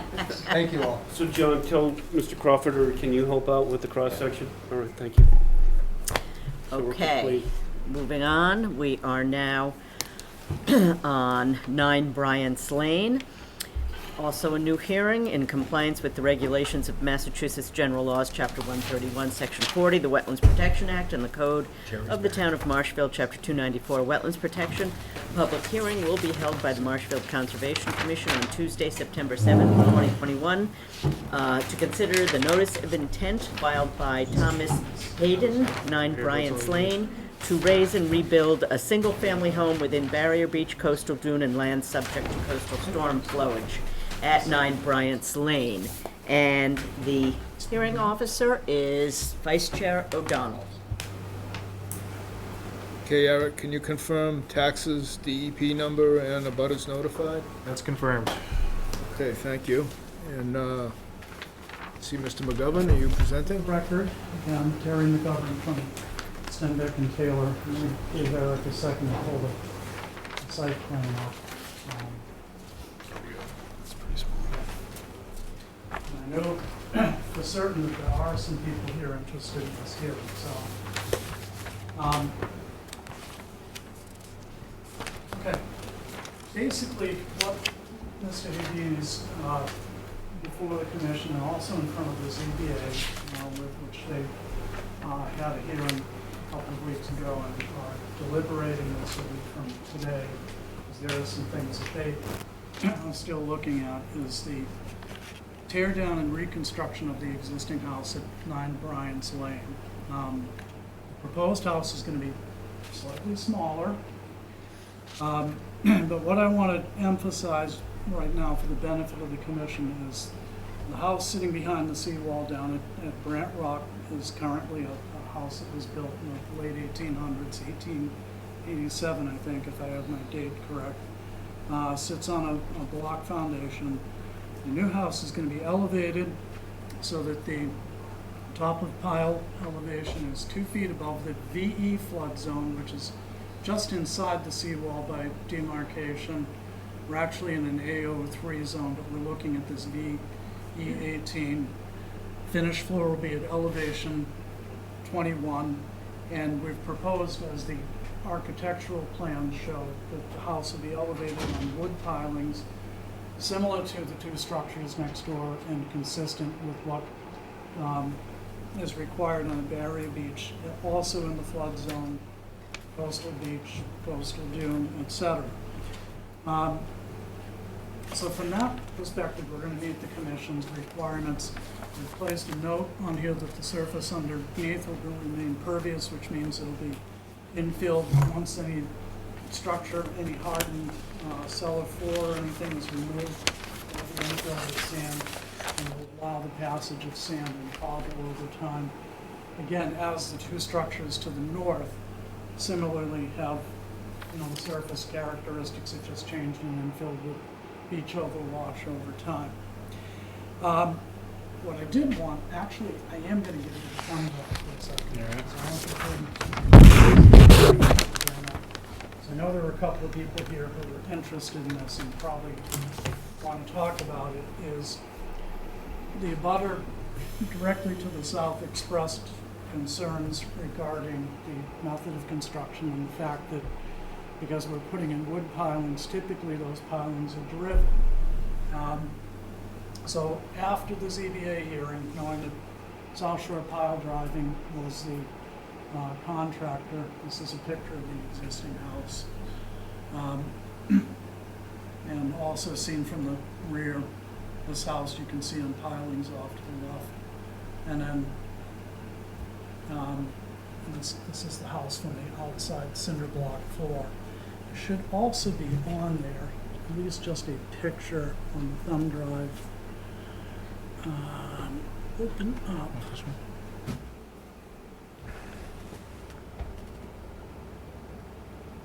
Did not take.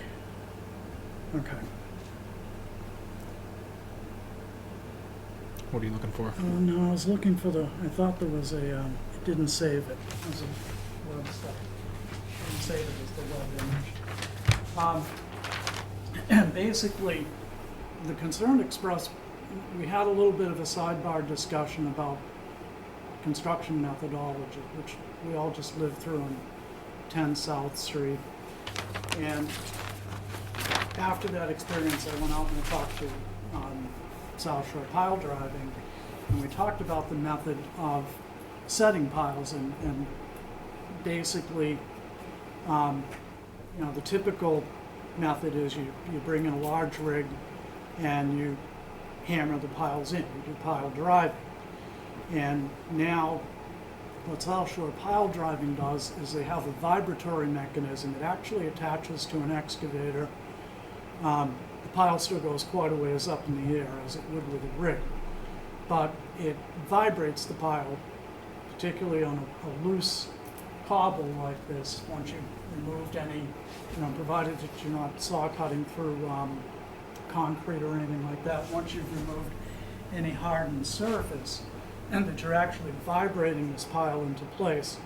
And then the only thing that they require blow counts for is the last 6 inches of driving. So they actually do detach the vibratory, and they hammer only the last 6 inches on the pile. So it was kind of an interesting experience to learn about that. And I looked at a couple of the videos. It's actually posted on South Shore Pile Driving's website. It's also on Instagram, which is what I tried to copy onto the thumb drive, but I guess the file must have been too large. But apart from that, what we're proposing is, we talked about Gary, concrete piers. Sorry to interrupt you. Some people are having a tough time hearing you. Can you get near a mic or grab that mic right here in front of Joe? Okay. Yeah, because they want to hear you. Thank you. Sorry for the interruption. Okay. But apart from the fact that this is being done with a vibratory machine, basically we're proposing this on wood pilings. We're placing it at the proper flood elevation, which Andrew's already looked at, if he's still on. And so everything that we're doing should be fully compliant with the requirements of the commission and the conditions for construction, both in the flood zone and on the Bay Area beach. So I think with that, I'm going to toss it back to the commission and also let the neighbors speak, because I think there were a couple of neighbors here regarding this. Okay, thank you, Terry. Eric, you gonna make some comments? Yeah, I think this one's pretty straightforward. We're just talking about elevating the house. We got wooden pilings, which is, I think, the best thing we could be looking for in this area. As Terry mentioned, they're planning on having sand and cobble under the house like the neighboring properties do. I think that we could condition that if they were going to put in any hardened surface, pervious or impervious, they can come back for that. Aside from that, I don't see anything from a conservation perspective that's needed to address any of the performance standards that we have. Okay, thank you. Before I open it up to the other commissioners, I've seen the presentations about the vibratory pile driving. The other thing is, I was down there today, the two houses adjacent, not the one in the picture, but the one to the other side is on driven piles. Not sure what method was used, but this house seemed to have survived. There's many houses on piles, including the other one on South Street. The new house that was built just a few feet away from it, that was on driven piles too. So I think it's definitely the right application for this place, because the whole building is coming down. I just want to pass that on to the other commissioners. The rest of it, as Eric said, I think it's straightforward. I'd like to open it up to the other commissioners. Straightforward, very good. All good? All good. Okay, public comments? Ma'am? Denise McCauley, 11 North Street in Grant Rock. We've been residents, and my family and I have been residents since 1962, a long time. We realized that the house next door was bought and it's going to be built and built up or do whatever, and we're not questioning that at all. We're questioning, it's only 4 feet between the two houses, and you said you saw it today. So that's a big concern for us, because our house was built in 1900, and the next door house was 1898. 1898, we were 1900. So we are concerned because of the chimney and everything, you know, all, and it's, we haven't heard, except when we were notified that we were coming to a meeting, we haven't heard any of this stuff, so we just really want to walk it through and be clear what this is all about, and that we're protected, and that you all think that we should be protected too. So that's my biggest concern. Thank you. Bert, there's a lady that's been texting or chatting with me here. Can I give her comments, because she's having a tough time talking to us? Yeah, go ahead. So her name's Michelle McCauley, and she said that the same thing, that the house on the right is much closer that appears in the photo. She says she has pictures. Okay. How does she send them to us? Can we get them by email? Does the commission want to see these pictures? Are these things that are related to our decision in conservation, or? I mean, actually, you're still involved with ZBA, right, Terry? Yeah, I mean, my pictures show the houses on each side too, so you have the pictures we took, their pictures shouldn't look any different. I'll suggest this, Bert, because you're about to get inundated here. I can probably share screen. I have. And yeah, I got that. But if they want to see this, then he can share screen, and then here we got a hand up, and then these folks can share pictures. But that's only if you want to see it. That's cool. Well, what would Paul Armstrong suggest? Driving piles, re-driving piles on the house that's been demolished, relative to structures that are, less than 10 feet away. I mean, when Salamondo's house went up 2 doors down from me, I didn't have to stir my coffee because they were pile driving. This wasn't the vibratory machine at that point. But it still makes the ground shake a little bit, under any condition, vibrating or pounding. But actually, the house right beside yours, Rick, that was South Shore, wasn't it? Yeah, but that was before he got his vibration thing. Oh. Those were pile driven. But that was what, 10 feet from your house? That was 10 feet from my house. Yeah, yeah. We have 4 feet. Well, a couple of things that was suggested. One, there also has been a tremendous amount of work relative to the seawall in that area lately, and certainly some effects could have happened because of that. Paul did suggest basically a forensic survey of the foundation prior to start of work. Take a look at the existing foundation of the abutting structure prior to the start of work. That was one thing he did suggest. But again, basically because he's doing this as a vibratory, again, the only thing you're going to have happen is the last couple of inches is actually hammer blow counts for refusal, not the whole pier. And, apart from that, it has to comply with all of the building codes, obviously, as well as in the structural codes. Well, from a Concom jurisdictional standpoint, driven or vibrated wooden piles are acceptable. Yeah. I actually prefer. But if you have to raise a house, you can't drive piles under it. You've got to use piers or something else, right? Yep. So, but I would think this, if there's damage done to an adjacent property because of a construction method, I guess the only thing that would be worse is if they were blasting, I don't know how that gets dealt with. I would assume that's building department or or liability insurance that South Shore Pile Driving would have if they're the contractor. Yeah, I but think Paul that's, must have experience doing this because he's knocked in probably 5,000 or 6,000 piles. I would say easily, especially with the new equipment. Yeah. Yeah, I think I understand the concerns of the neighbors and why they would want to know the details about what's happening, but I think, experience pretty much weighs out that this can be done. If you look the number of houses that are on piles down there, next to other houses that don't seem to have been damaged. Done by these guys. Done by, Paul's very good at South Shore Pile Driving. He's a very conscientious, very experienced bunch of people doing this. And my house was built in '48, and it's still there, and I'm still here. Are there any further comments from? We got a hand up here. It's this, Eric, I'm having a little tough time here. Maybe you can help me. See the one? He can just MOM? speak. Huh? He can just, yeah. All right. I'm a neighbor also. Can you tell us your name and your address for the record, please? Louise Andre, 7 Bryant Farm.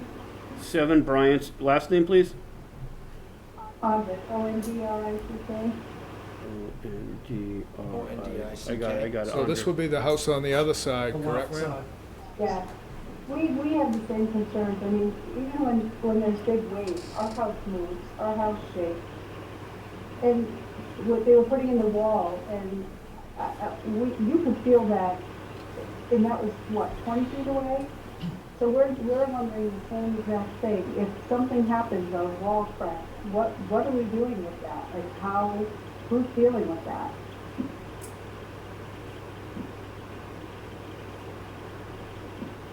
I'm sorry, I didn't hear you clearly. She said, who's dealing with that if a Who's wall dealing cracks with or a there's cracked damage? wall?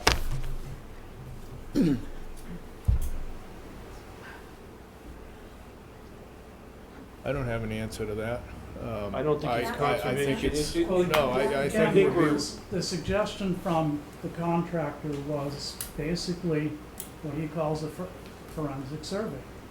Okay, we'll go look at a basement, go look at the abutter's walls, see what they look like prior to the start of work, and acknowledge any, if there are cracks in the wall, okay, that's what we've got insurance for. Before and after.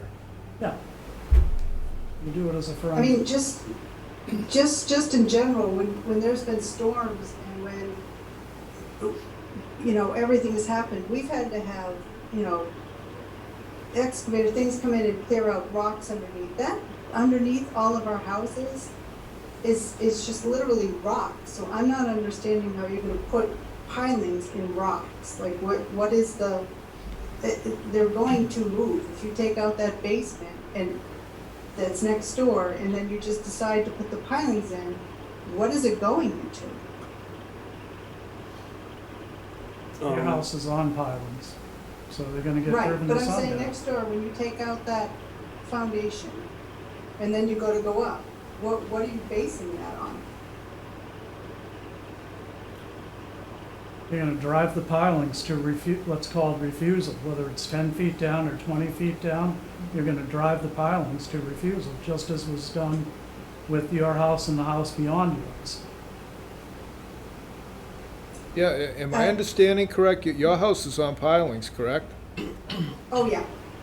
So. And that's what I'm saying, when we, I mean, that's been there for a long time, and I'm just saying, over the course of all of this, we've seen what happens underneath our house, and we've had to have people come in and take the rocks out year after year after year, which is fine, but I don't know if everybody, I mean, who knows what's under there? And then we have those gas lines right there, you've got the water lines right there.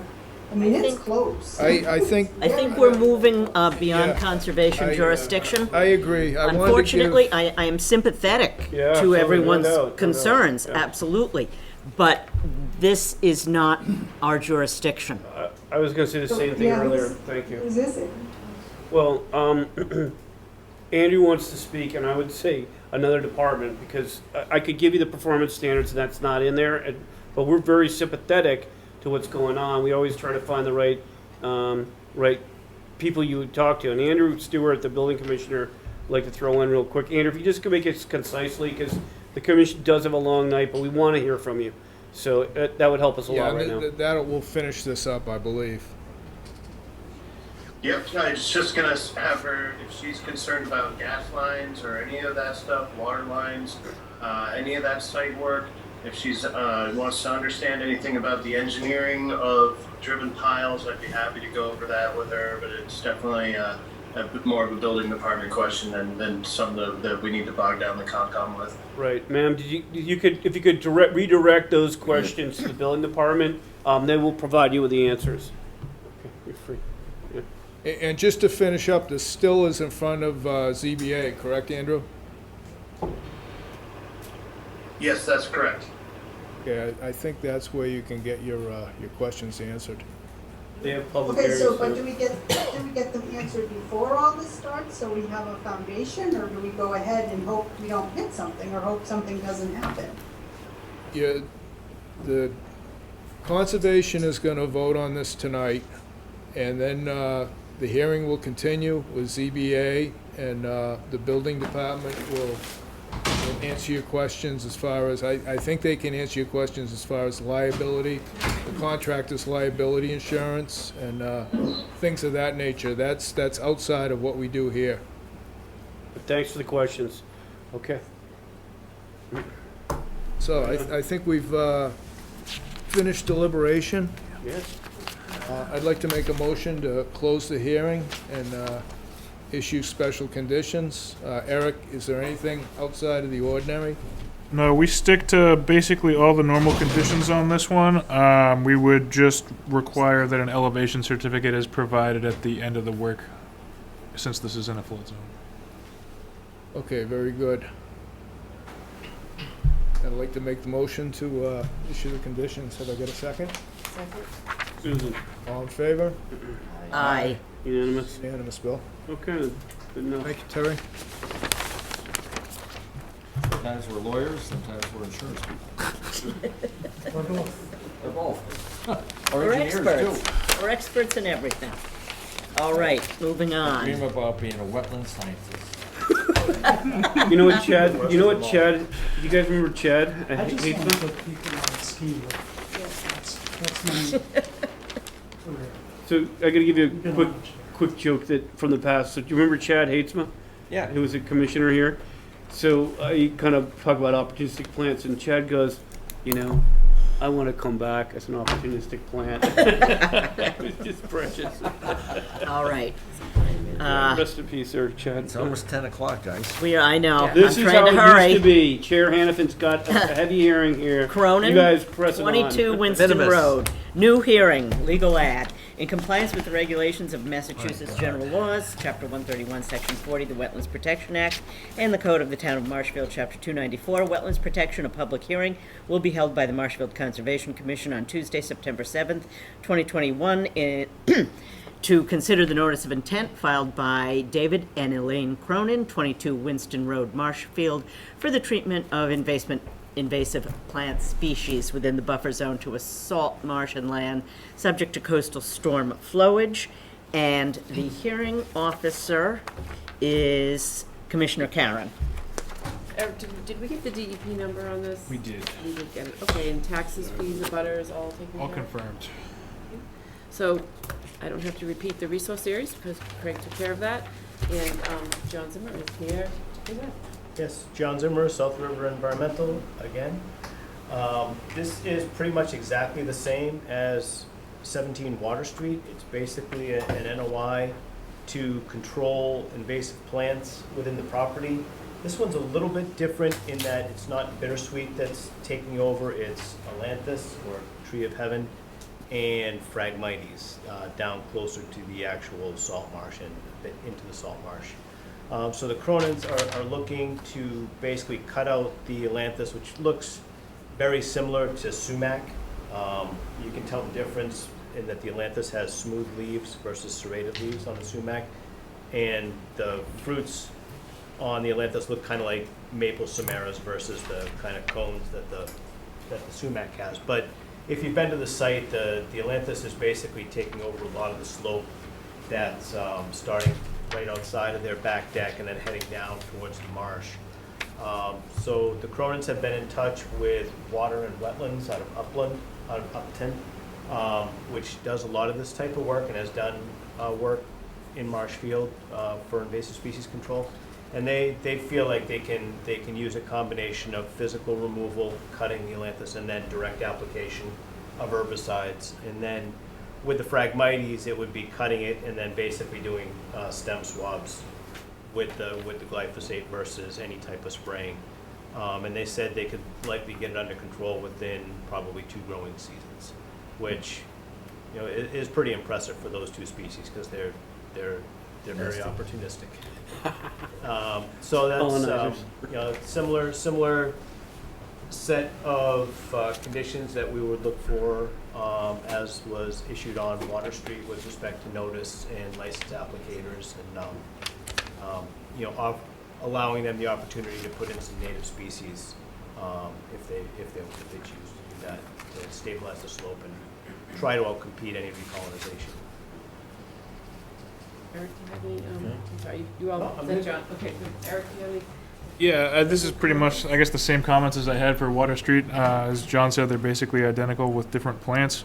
I'd been out there with Bill initially. I went there again with Commissioner Karen. I had drafted the same special conditions as I had for 17 Water Street, as John mentioned, specifying the method of application for the herbicide and also conditions allowing ongoing maintenance, as well as the option to plant to replace the invasive species. Nothing else for this. And all cut debris will be removed from the site? Yes. All right. Do we have any commissioner comments? Nope. Anybody in the audience, online, or in the room? Okay. Did I skip you? No, I'm just kidding. Oh, okay. As long as one of the opportunistic I'm having a good species day. isn't Chad. We'll leave that one. Okay, wait, there's a ton At of least things ask coming in before here. you- Wait, Right. Is there something on it? Oh, there's some chatting going on. Okay. All right, it's very difficult to hear anyone. Can you use cement pilings instead of they do? Nothing related to this here? Yeah, they're asking questions Back on the now after we're pilings, done. yeah. Okay. Well, it's my fervent wish that it works for them. It's a beautiful property. I learned something about that tree I've never heard of in Atlantis. It sounds, the tree of You're heaven is lucky. the wrong name for it. Exactly, it should be the other way around. Yeah, it should be south, not north. Yeah. All right, so I will make a motion to close and issue order of conditions. Do we need to have you read those again, or we've I don't just think so. already been with them? Okay, may I have a second? Second. All in favor? Aye. Aye. Okay, that passes. Thank you, John. Okay. Madam Chair, can request an order? We have a quick bathroom break? Absolutely. Absolutely. Point of order. Point of order. Yeah, point of order. You have not been to enough town meetings. We'll get you there. We'll get you there. You love it. You're born for it. Mr. Moderator, can you hear him? I had someone that had to present my town meeting days. He was in the bathroom, and they were calling for it. And you had to deal with it? No, I didn't have to. Luckily, it wasn't my show. It wasn't my issue. So, My issue, as they say in, it's the Irish. I've got many Irish friends. okay, how many left? Two. Yeah, we're Two. We're dose. And then you got your two COCs. And then we have COCs. And then I got a couple special items for you. Oh, great. That's overruled. I Bam! don't think so. Oh, I was aiming for getting out by 10. Oh, well. Well, this is, you tell you had at 10 o'clock. It's just, there's, you just haven't lived. We went till 11 a couple of nights. Oh. Terry was on those at some times, and John left. Yes. And later. Yep, you've been there, right? Brad Holmes has been to quite a few late night meetings. You don't make the best decisions at that time. No, exactly. No, that's what I heard. A lot of people say after 9 it's kind of tough. Yeah, But we we've all been sort of hit a fortunate, wall. and the management styles worked out really well, so it's good.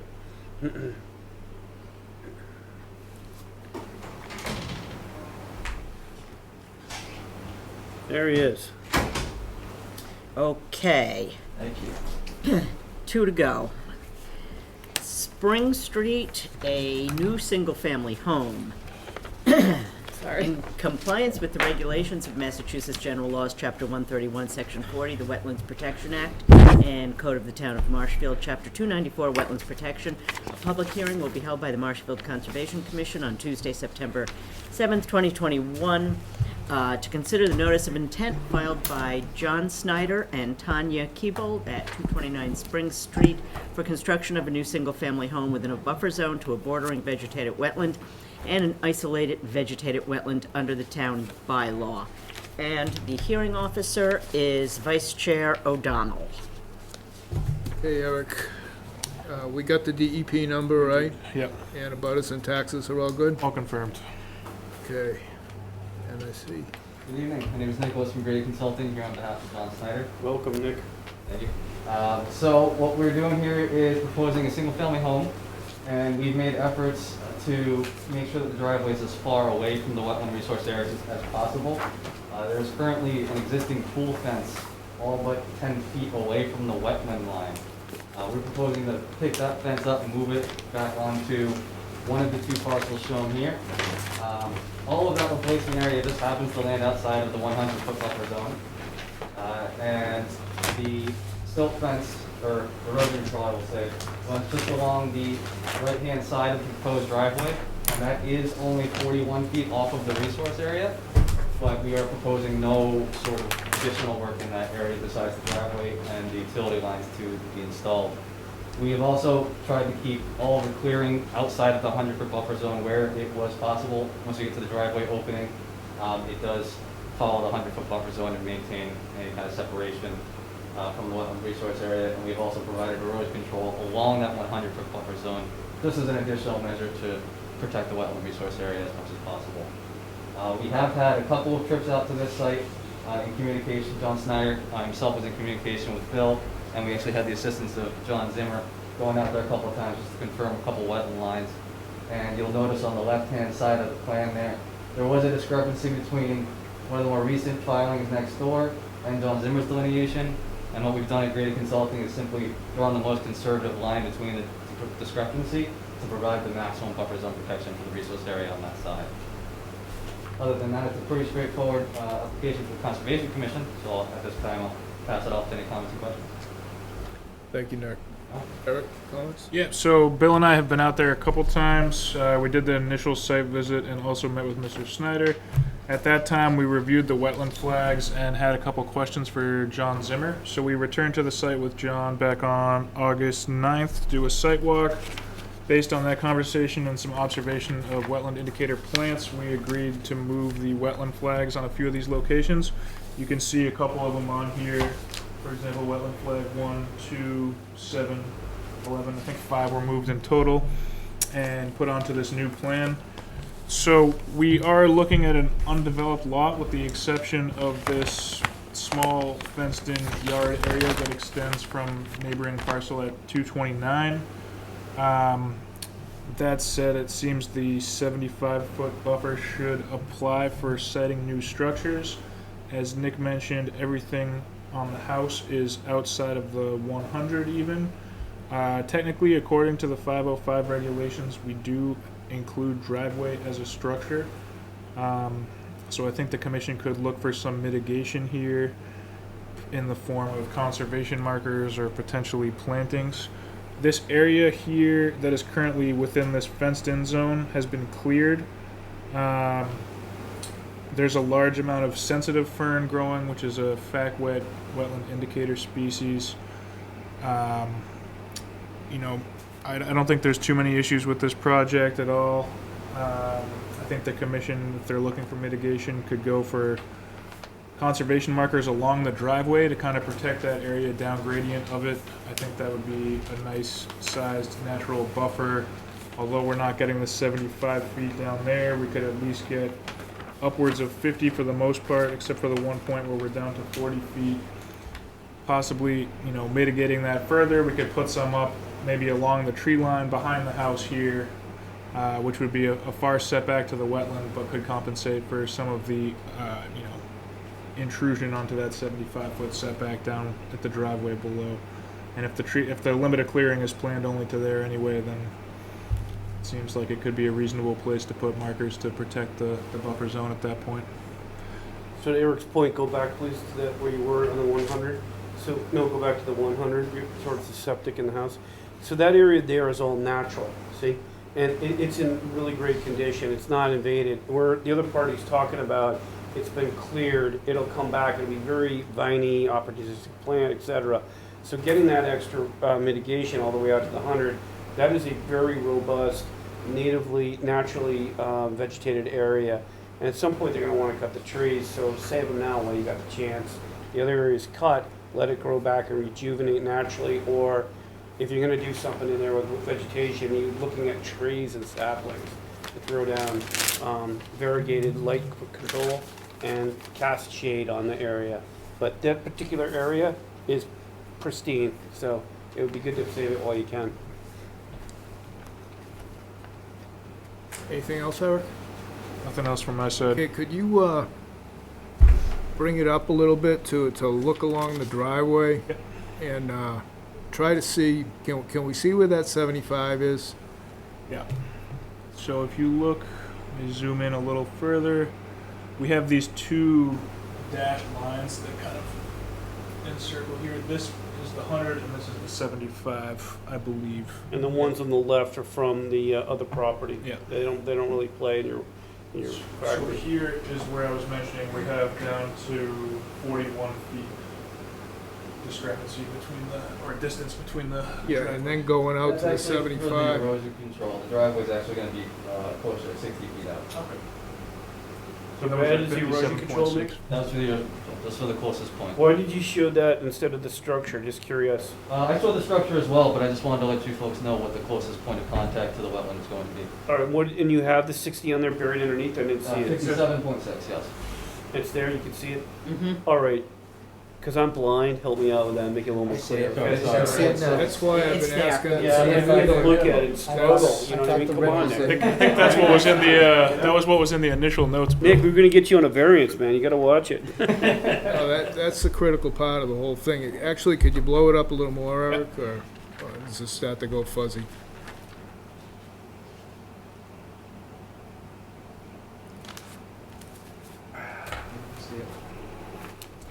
Yeah, so there's just that small arc there where it's, you know, inside of the 75. So I think, my opinion is, you know, to get the conservation markers, you know, for mitigation and run it back. Now, if you come up to the house area again,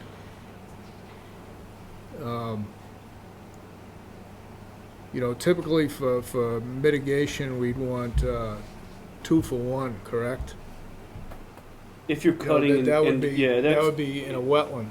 in a wetland, it'll be 2 for 1, maybe in mitigation in the buffer zone, a 1 for 1.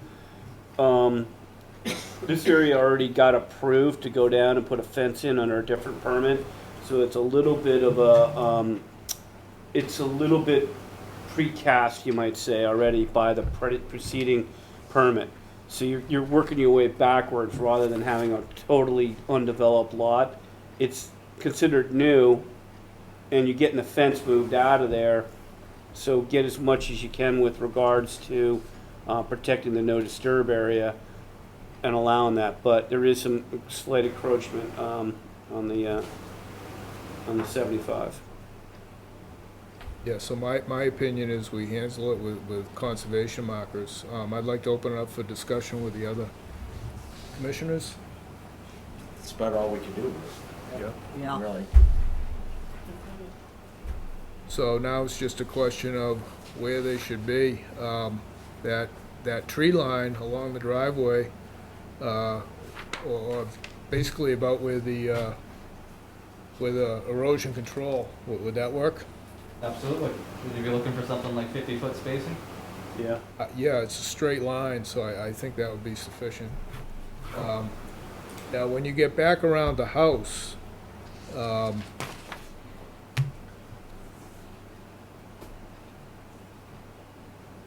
the rear of it, Bert, or what do you say? no, if you continue along the erosion control, you know, do we want to run the conservation markers all the way back? I think we do want to run them all the way back, but do we give the homeowners a little more room there going into the 75? You're getting a beautiful house, secluded, trees are beautiful, you know. They do have the function values that we talked about before. Animals. Rabbits. Rabbits, birds, Squirrels, chameleons. snakes. I guess I'm the only one that thinks people need land to do things. Well, this one's pushing it. They right now should technically give you a variance, so, you know what I mean? without mitigation, you're working your way into that, and that means it's continuation and. No, I don't think so. Yeah. Is that acceptable to your clients? It is. Then I think I'm done. You know, we didn't mention this all abuts Audubon property, so to have all this continuous protected area is a great thing. Yeah. So one other thing, Bert, that could be beneficial is if the fence came out before they started the work, that would really be great. The fence is coming out, right, Nick? Yeah. So they could do that before they start the work, right from the house? That would be a big bonus right there. Yeah, so put that in as a condition. Yeah. And then I'll kill my whole planting mitigation. You could also throw in the option to plant native species in that area. I think you could advise what would be good there, but I think you're getting a huge win on this. I agree. I'm just saying we could throw that in and give them the option on the back end. They don't have to do it, but just they don't have to deal with this one. All right, we'll leave that up for. Any other comments from minds. commissioners? No, Nope. Nope. Okay, I'd like to open it up to the public. Is there anybody, do we see anybody out there? I don't see any people chiming in. Very few people at this stage. Okay, in that case, Eric, do you want to review the conditions? Yeah, I can go through them quickly here. Register both sets of orders with the Plymouth County Registry of Deeds and post the Mass DEP sign. Ensure erosion control is in place. Do not use hay. Remove the fence from the subject site. Use care not to scar roots, limbs, trunks of existing vegetation. Post, so we'll have conservation markers every 50 feet along the erosion control line. Right, he's gonna give you a new plan by 12 noon, Friday the 10th, so you're gonna reference that in general information item 8, and that's gonna save your problems right there, but he knows what to do, right, Nick? Okay. Follow all pertinent Marshfield bylaws. Obtain all subsequent permits. Applicant shall observe the 310 CMR requirements that no work shall commence until applicable administrative appeal periods have elapsed. If a building permit is required, notify the building commissioner at least 1 day before the start of work. Coordinate the pre-con meeting with the conservation administrator or agent.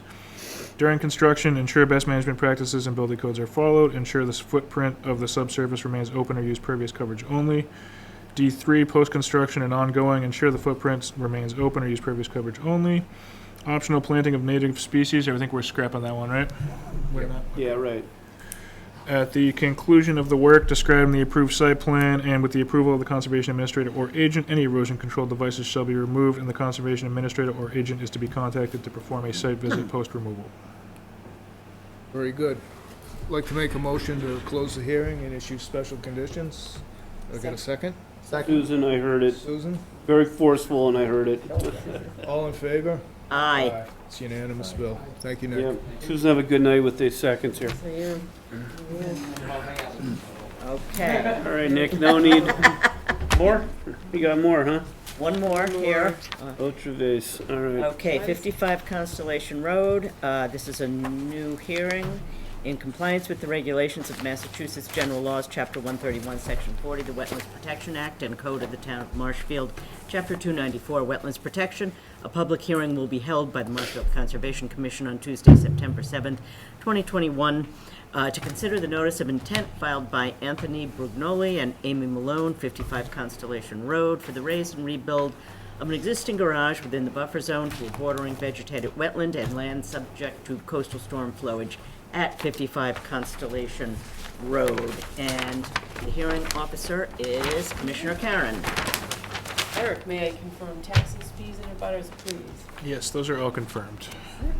So we'll repeat the resource areas because you've done that, and For the record, Terry McGovern from San Hilton Taylor. I just want to make sure the one you have up is the correct one. Because we have a little glitch. Yeah, okay, 825. August 25? Yeah.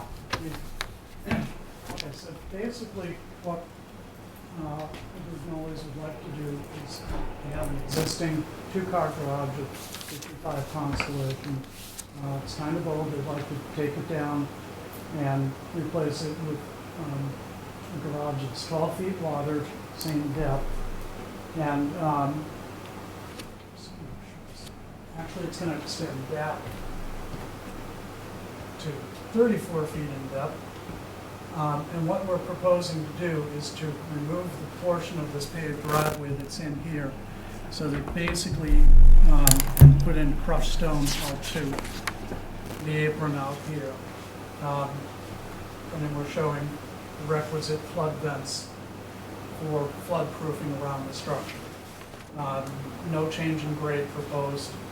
And I think if you move the slide this over, we have a small 4-foot paved apron is to remain, and I think over further, just out of sight is move that just a little bit is my coverage chart. So you do have a slight gain in impervious area, just about 1%, about 200 square feet roughly of impervious area gain by the enlargement of the garage. But we're taking out what we can. The rest of the surface area, driveways, etc., is all stone. So we're taking pavement from the only place we can take it. What's under the corner of where the enlarged garage is going? Is that lawn under there? Yeah, right now it's lawn. There's a small planter right here, raised planter, and then this is all lawn. Actually, I have a couple of pictures. You're going right over the planter? Yeah. Okay. It's just a big old raised bed. Terry, I have a question. I thought it was getting wider as well as longer. I have in my notes 12 feet wider and 10 feet longer. Am I incorrect? Correct, yeah. And that was the changes. We didn't realize we wanted to go back deeper with this. We had originally just come out wider, and then we were told by, I was out in the field and didn't hear from the builder until he got the plans and looked at it and said he wanted to make it deeper. The one story? Yes. Actually, I shouldn't say what the height of the building is going to be. It's not going to be 2-story, but I'm not quite sure what he's doing with the roof line of it. And there will be flood vent openings to make it. Yeah, we've shown the requisite number of flood vents all the way around based on, typically it's 1 square inch per square foot. So that requires, with a smart vent, 200 square inches. It requires a little over 6. We're showing 7 vents.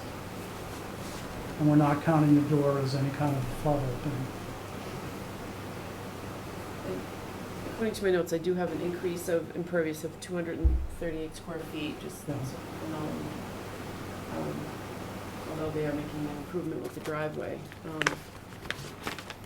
Eric, would you like to make any comments at this point? Yeah, I don't have too many on this one. I've visited the site a couple times. As Terry mentioned, we're looking at something that's going to be built on existing lawn.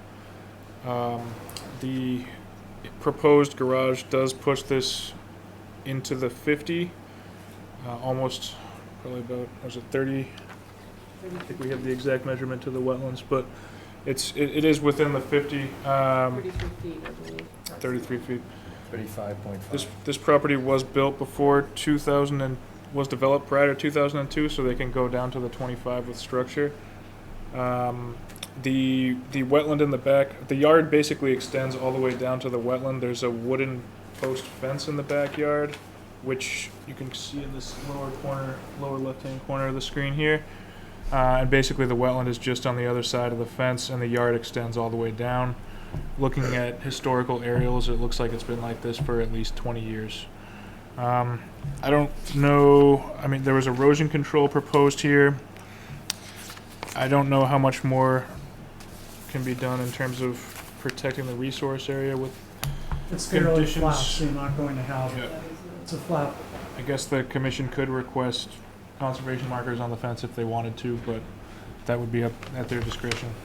Well, as the hearing officer, I think it seems like a good idea, just in case, so people don't throw something over the fence. I mean, it is pretty protected by the fence, but fences can fall down. I think just, it's not gonna harm the property they're used to it by having those up. And one of the things, because we are dealing with an increase in impervious in land subject to coastal storm flow, I'm wondering if we can get a cross-section for the driveway to see how that, the impervious. Yeah, I didn't see it on there either, Chris. That's a good point. Basically, we're just gonna probably put 3 inches of stone or shells or something like that, but we can do that. Yeah, it will satisfy what we've been asking. Yeah, everybody all night. You've seen it, Terry. You guys have got a really good, colorful cross-section I've noticed that you put on your plans. Yeah, I like the colors. I like it a lot, and I miss it. So we're looking forward on this one. Terry's always been a very colorful He always engineer. comes through in the clutch, trust me. He's gonna be a three-pointer on this one. Home, So, swish. Other than those comments, 12 noon, Friday the Anybody 10th. else? I hear you. I hear you, Bill. Any commissioner comments? So put the markers on this whole little fenced On in the area. fence, That yeah. way we pick up a little bit. Exactly. Just give them a little sense of it so that we don't have to battle with them or anything like that. We just Any get other it done. comments from the commissioners? No, good. Satisfied? Anybody on Zoom or in the audience? Nobody there. Believe anyone is. Couple people. So with that, I will make a motion to close issue an order of conditions, which I'm sorry, I can't even speak. An order of conditions, and if you can speak, Eric, perhaps you can read those. I can try, yeah. How many conservation markers are we going with on that fence right there? You know what? Oh, AE. 2, 3. Why don't you do this? Let's make it easy for them. AELA. How about one where it says the 1.0, Terry? See it? Yep. Just right up there. And then one around the corner so that, in case the fence comes down or whatever. Maybe one more where it says upland. And then, Eric, could you pull the map up just a teeny bit, please? No, the other up. Yeah, right. And then, I guess, right about where it says start. So, we got people dumping stuff over across from Hayes' house and Pasovich and stuff, so this would help out. Yeah, it'd be good. Okay, so 3 markers then. So register both sets of orders, install 3 conservation markers on the rear fence. Fence and markers are to remain in perpetuity and be replaced if damaged or decayed. Ensure erosion control is in place. Follow all pertinent Marshfield bylaws. Obtain subsequent permits. Observe the 310 CMR requirements of no work shall commence until appeal periods have elapsed. Provide written evidence from the building commissioner that this project is not substantial. If it's found to be substantial, then any changes can be addressed with the commission. If a building permit is required, notify the building official 1 day before the start of work. Coordinate the pre-con meeting with the conservation administrator or agent. Ensure best management practices. Ensure the footprint remains open or use previous coverage only. That remains in perpetuity, and at the conclusion of the work described in the final approved site plan with the approval of the conservation administrator or agent, any erosion control devices shall be removed, and the agent or administrator is to be contacted to perform a site visit post-removal. Thank you very much. May I have a second? Second. All in favor? Rick, Aye. definitely Rick. Thank you, Terry. And there's no way Susan could second that 'cause she first did it. I That's know, why. I tried, but.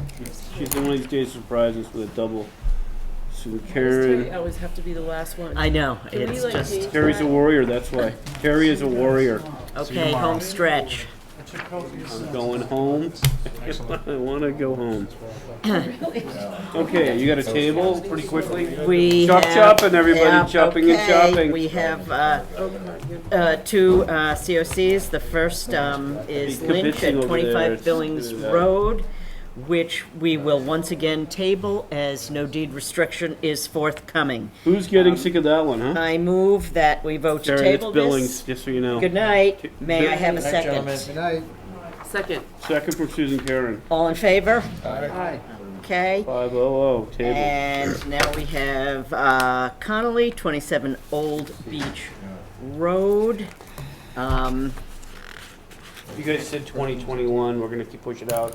I mean, September 21 meeting? Is that- Yes, Yeah, yes. okay, great, because I didn't have the date, Yeah. the date perfect or whatever we Yeah, call we'll it. have to date figure certain. out what to do with that. Right. So on Old Beach Road,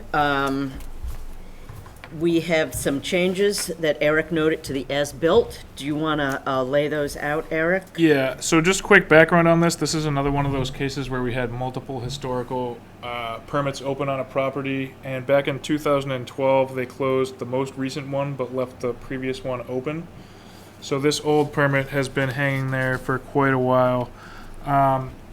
So if you think back to Craddock Circle, a couple of weeks ago, we had basically an as-built provided from 5 years ago from 2016, and it's a similar case with this one where we have an as-built from 2012, and we relied on a letter from an engineer and a site visit to determine the changes since the as-built. So if we look at, let me just pull up the as-built quickly.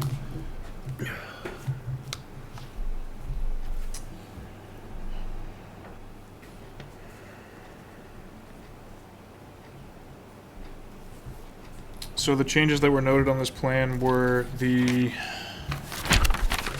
a couple stone walkways, so just walkways with stone with boards covering them along the side of the deck, and one out here. And then over in this corner over here, we have a fire pit that has a pervious patio and a seating structure. And Rick Servant at Stenbeck and Taylor is and also a three-sided changing area, three-sided fence changing area, and a small outdoor shower. Rick Savant is requesting that, given the amount of plantings on this property, that these activities be considered de minimis. But I thought I would at least show the pictures of the structure here so that you can see what we're looking at. I don't know if anyone has had a chance to visit this site, but this fire pit and seating structure is somewhat of a substantial structure back here. Jeez. So we have this stone walkway here. This was the one section that was not permitted, and there's another section about the same length. So then there's the fire pit and this little structure with benches in here. There's a fire pit in there. There's a fire pit in there. So you can see there's benches around it. There's a temporary roof structure over. It's like a bathhouse. Yeah. With a fire pit in it. And then there's it might be Oh more my. of a might be more of an Yeah, ornamental it's fire got pit, blue but- stones. Like Rick, look at it. Oh my gosh. And then you can see this is part of the changing stall over here. That's, Andrew, you seeing that? And then you can see the outdoor shower here, and then the changing area here. So there's some substantially not permitted structures on here. This gravel driveway was supposedly also slightly enlarged. Is that gravel or seashells? Is this It got was gravel. geobase underneath it or what? Bill wants a cross section. I would love a It's all cross cement section. underneath the whole So thing. I did take pictures of the yard because they did put quite a lot of plantings in on their own. Yeah, it's nice. Which are native and coastal and Beautiful. all that good stuff. It's like Chatham. So I think the commission has a few options for how to proceed on this one, either considering the changes de minimis or denying the COC and requiring some form of permitting for the additional structure. My inclination would be to vote to issue the COC, but get a revised as-built site plan. I like that. I don't know By what 12 other noon people think, Friday, but- September. So I don't know how quickly you can do that. Rick's not here. Or are you, Rick? You're not out there. No. Goodbye, Rick. If you do it, put him on the 10th, that might be tight. He might be able to do it by the 17th, maybe. Just tell him how it is. We can hold off on issuing the COC until we have the as-built, right? Yeah, And but if it's not within that you 21-day could always window- revoke later. So if you want to do it clean and get ready, and then that's motivating them to get it and say, hey, look, Rick, if you don't make it by the 17th, then on the 24th or whatever the date is, you're going to get revoked. You know? Okay, so we would vote to issue the COC, consider the deviations to be de minimis, but captured under a revised as-built due by. Yeah. I mean, if you think that you can live with that, that's fine. Andrew's probably going to pay him a visit because it's probably not permitted. And you got to have a revised plan. And we've got the 10th is tight. The 17th would be generous, you know? I mean, I don't know, how do people feel? Does anybody think we need to do an after-the-fact RDA? They built a lot of stuff there. There's a lot of stuff there. There's a lot of stuff there. There's a lot of stuff there. Okay. So then, Require those for less, I think. Yeah, all right, let's, so you want to I'm deny? going to, yes. What's the resource area given this? I believe It we're in. is,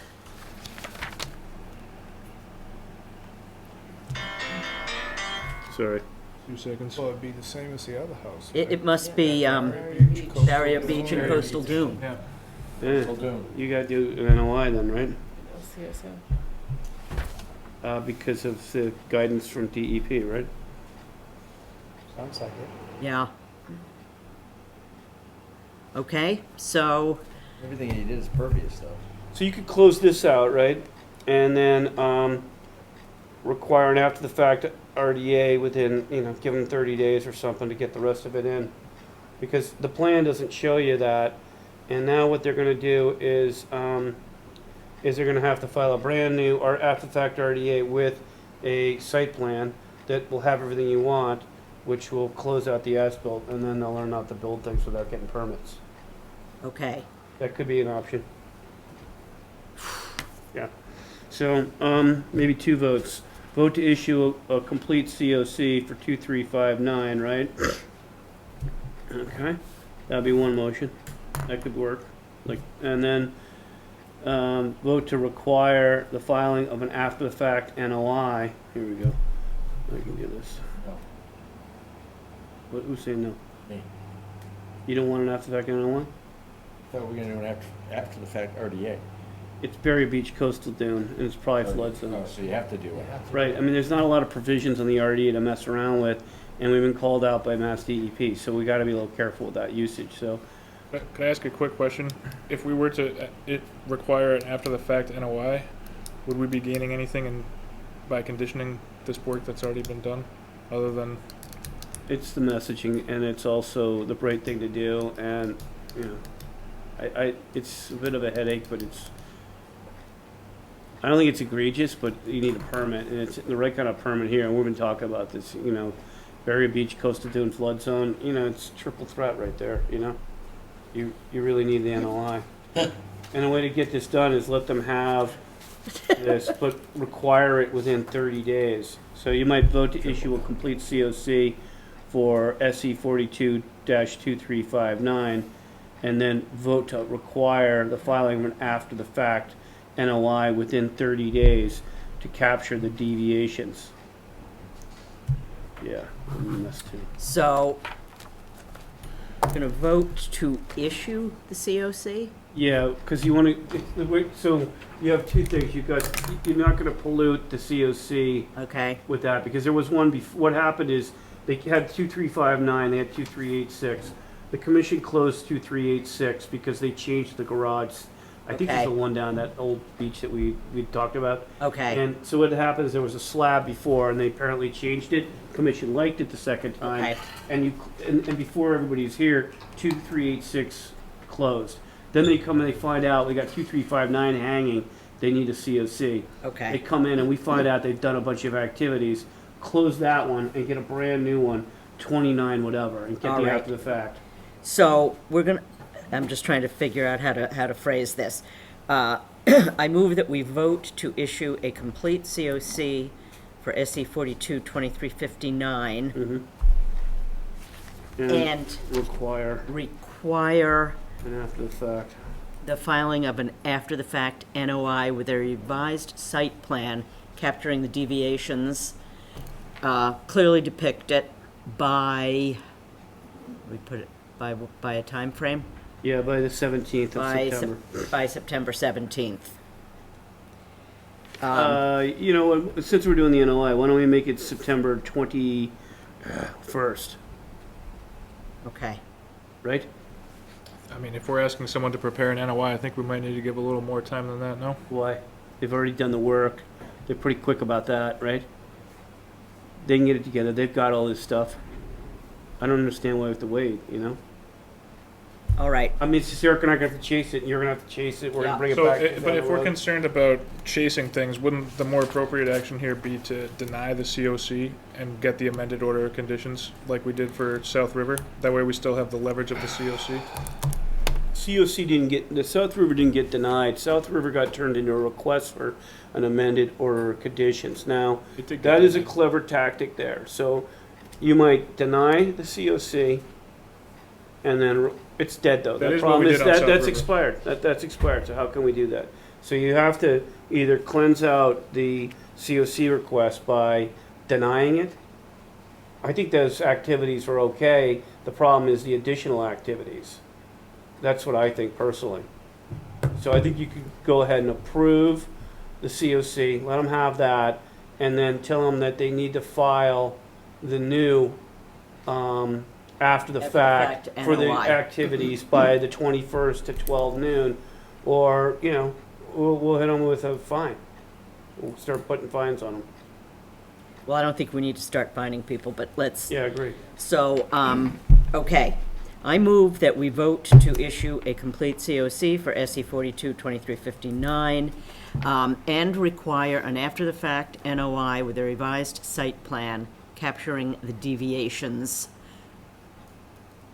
by September 21st. Right. May I have a Second. second? All in favor? Aye. Aye. Okay then. All right. I further move that we close the Marshfield Conservation Commission meeting of September 20th, 2021. May I have a second? Second. All in favor? Aye. We are adjourned. That's great.